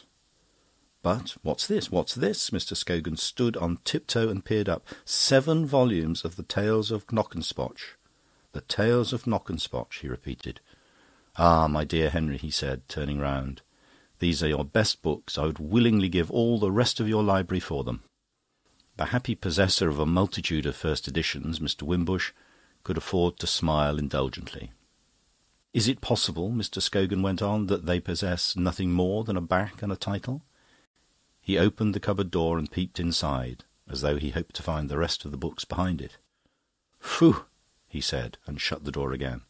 "It smells of dust and mildew. How symbolical! One comes to the great masterpieces of the past, expecting some miraculous illumination, and one finds, on opening them, only darkness and dust and a faint smell of decay. After all, what is reading but a vice, like drink or venery or any other form of excessive self-indulgence? One reads to tickle and amuse one's mind. One reads, above all, to prevent oneself thinking. Still, the Tales of Knockespotch..." He paused and thoughtfully drummed with his fingers on the backs of the non-existent, unattainable books. "But I disagree with you about reading," said Mary. "About serious reading, I mean." "Quite right, Mary, quite right," Mr. Scogan answered. "I had forgotten there were any serious people in the room." "I like the idea of biographies," said Denis. "There's room for us all within the scheme. It's comprehensive." "Yes, the biographies are good, the biographies are excellent," Mr. Scogan agreed. "I imagine them written in a very elegant Regency style. Brighton Pavilion in words, perhaps by the greatest de Lempriere himself. You know his classical dictionary?" "Ah!" Mr. Scogan raised his hand and let it limply fall again in a gesture which implied that words failed him. "Read his biography of Helen. Read how Jupiter, disguised as a swan, was enabled to avail himself of the situation, vis-à-vis to Leda. And to think that he must have written these biographies of the great. What a work, Henry! And owing to the idiotic arrangement of your library, it can't be read." "I prefer The Wild Goose Chase," said Anne. "A novel in 6 volumes. It must be restful." "Restful," Mr. Scogan repeated. "You've hit on the right word. A Wild Goose Chase is sound, but a bit old-fashioned. Pictures of clerical life in the 50s, you know, specimens of the landed gentry, peasants for pathos and comedy. And in the background, always the picturesque beauties of nature soberly described. All very good and solid, but, like certain puddings, just a little dull. Personally, I like much better the notion of Tom's Works and Wanderings. The eccentric Mr. Tom of Tom's Hill. Old Tom, as his intimates used to call him. He spent 10 years in Tibet organising the clarified butter industry on modern European lines, and was able to retire at 36 with a handsome fortune. The rest of his life he devoted to travel and ratiocination. Here is the result." Mr. Scogan tapped the dummy books. "And now we come to the Tales of Knockespotch. What a masterpiece, and what a great man! Knockespotch knew how to write fiction. Ah, Denis, if you could only read Knockespotch, you wouldn't be writing a novel about the wearisome development of a young man's character. You wouldn't be describing in endless fastidious detail cultured life in Chelsea and Bloomsbury and Hampstead. You would be trying to write a readable book. But then, alas, owing to the peculiar arrangement of our host's library, you will never read Knockespotch." "Nobody could regret the fact more than I do," said Denis. "It was Knockespotch," Mr. Scogan continued, "the great Knockespotch, who delivered us from the dreary tyranny of the realistic novel. My life," Knockespotch said, "is not so long that I can afford to spend precious hours writing or reading descriptions of middle-class interiors." He said again, "I am tired of seeing the human mind bogged in a social plenum. I prefer to paint it in a vacuum, freely and sportively bombinating." "I say," said Gombauld, "Knockespotch was a little obscure sometimes, wasn't he?" "He was," Mr. Scogan replied, "and with intention. It made him seem even profounder than he actually was. But it was only in his aphorisms that he was so dark and oracular. In his tales he was always luminous. Oh, those tales, those tales! How shall I describe them? Fabulous characters shoot across his pages like gaily dressed performers on the trapeze. There are extraordinary adventures and still more extraordinary speculations. Intelligences and emotions, relieved of all the imbecile preoccupations of civilized life, move in intricate and subtle dances, crossing and recrossing, advancing, retreating, impinging. An immense erudition and an immense fancy go hand in hand.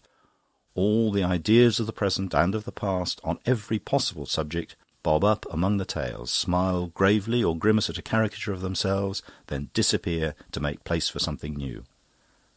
The verbal surface of his writing is rich and fantastically diversified. The wit is incessant. But couldn't you give us a specimen?" Denis broke in. "A concrete example?" "Alas," Mr. Scogan replied, "Knockespotch's great book is like the sword Excalibur. It remains stuck fast in this door, awaiting the coming of a writer with genius enough to draw it forth. I am not even a writer. I am not so much as qualified to attempt the task. The extraction of Knockespotch from this wooden prison I leave, my dear Denis, to you." "Thank you," said Denis. End of chapter. Chapter 15. In the time of the amiable Brantome, Mr. Scogan was saying, every debutante at the French court was invited to dine at the king's table, where she was served with wine in a handsome silver cup of Italian workmanship. It was no ordinary cup, this goblet of the debutantes, for inside it had been most curiously and ingeniously engraved with a series of very lively amorous scenes. With each draught that the young lady swallowed, these engravings became increasingly visible, and the court looked on with interest every time she put her nose in the cup, to see whether she blushed at what the ebbing wine revealed. If the debutante blushed, they laughed at her for her innocence. If she did not, she was laughed at for being too knowing. "Do you propose," asked Anne, "that the custom should be revived at Buckingham Palace?" "I do not," said Mr. Scogan. "I merely quoted the anecdote as an illustration of the custom, so genially frank, of the 16th century.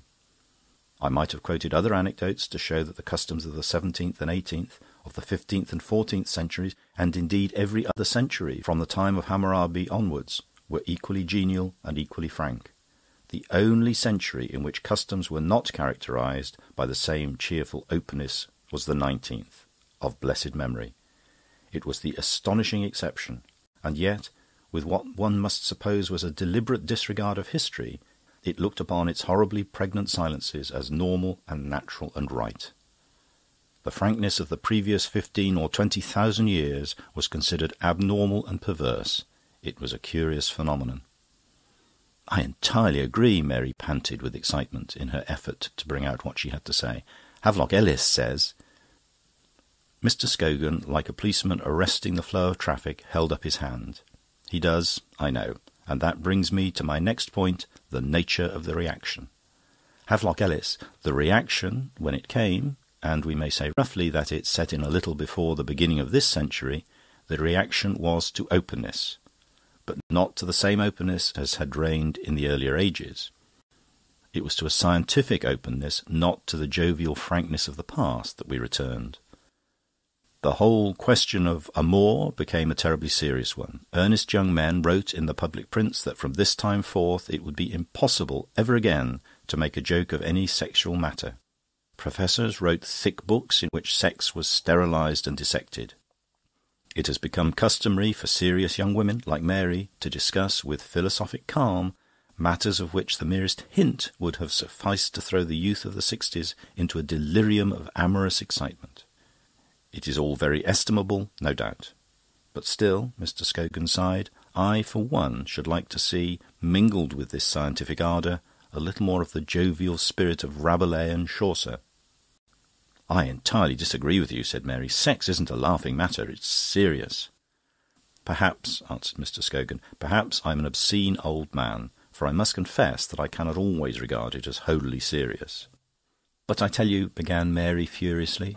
Her face had flushed with excitement. Her cheeks were the cheeks of a great ripe peach.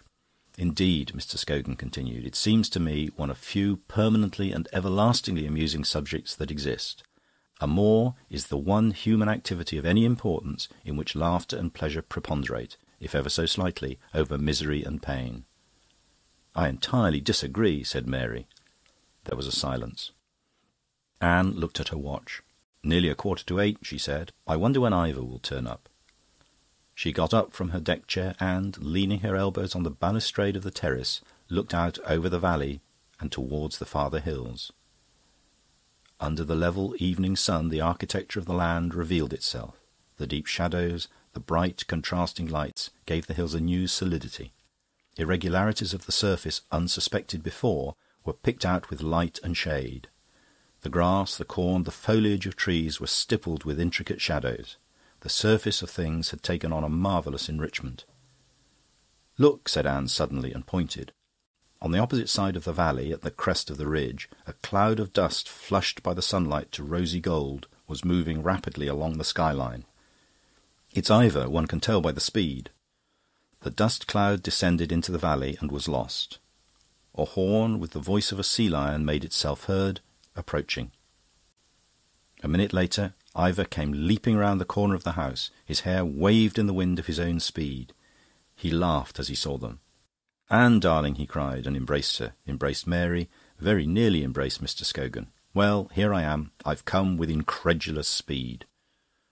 Ivor's vocabulary was rich, but a little erratic. "I'm not late for dinner, am I?" He hoisted himself up onto the balustrade and sat there, kicking his heels.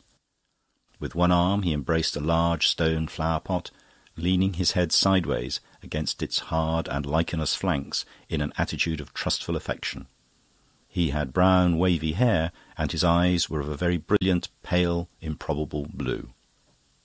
His head was narrow, his face thin and rather long, his nose aquiline. In old age, though it was difficult to imagine Ivor old, he might grow to have an iron ducal grimness. But now, at 26, it was not the structure of his face that impressed one, it was its expression. That was charming and vivacious, and his smile was an irradiation. He was forever moving, restlessly and rapidly, but with an engaging gracefulness. His frail and slender body seemed to be fed by a spring of inexhaustible energy. "No, you're not late." "You're in time to answer a question," said Mr. Scogan. "We were arguing whether amour were a serious matter or no. What do you think? Is it serious?" "Serious?" echoed Ivor. "Most certainly." "I told you so," cried Mary triumphantly. "But in what sense serious?" Mr. Scogan asked. "I mean as an occupation. One can go on with it without ever getting bored." "I see," said Mr. Scogan. "Perfectly." "One can occupy oneself with it," Ivor continued, "always and everywhere. Women are always wonderfully the same. Shapes vary a little, that's all. In Spain, with his free hand, he described a series of ample curves. One can't pass them on the stairs. In England, he put the tip of his forefinger against the tip of his thumb and, lowering his hand, drew out this circle into an imaginary cylinder. In England, they're tubular, but their sentiments are always the same. At least, I've always found it so." "I'm delighted to hear it," said Mr. Scogan. End of chapter.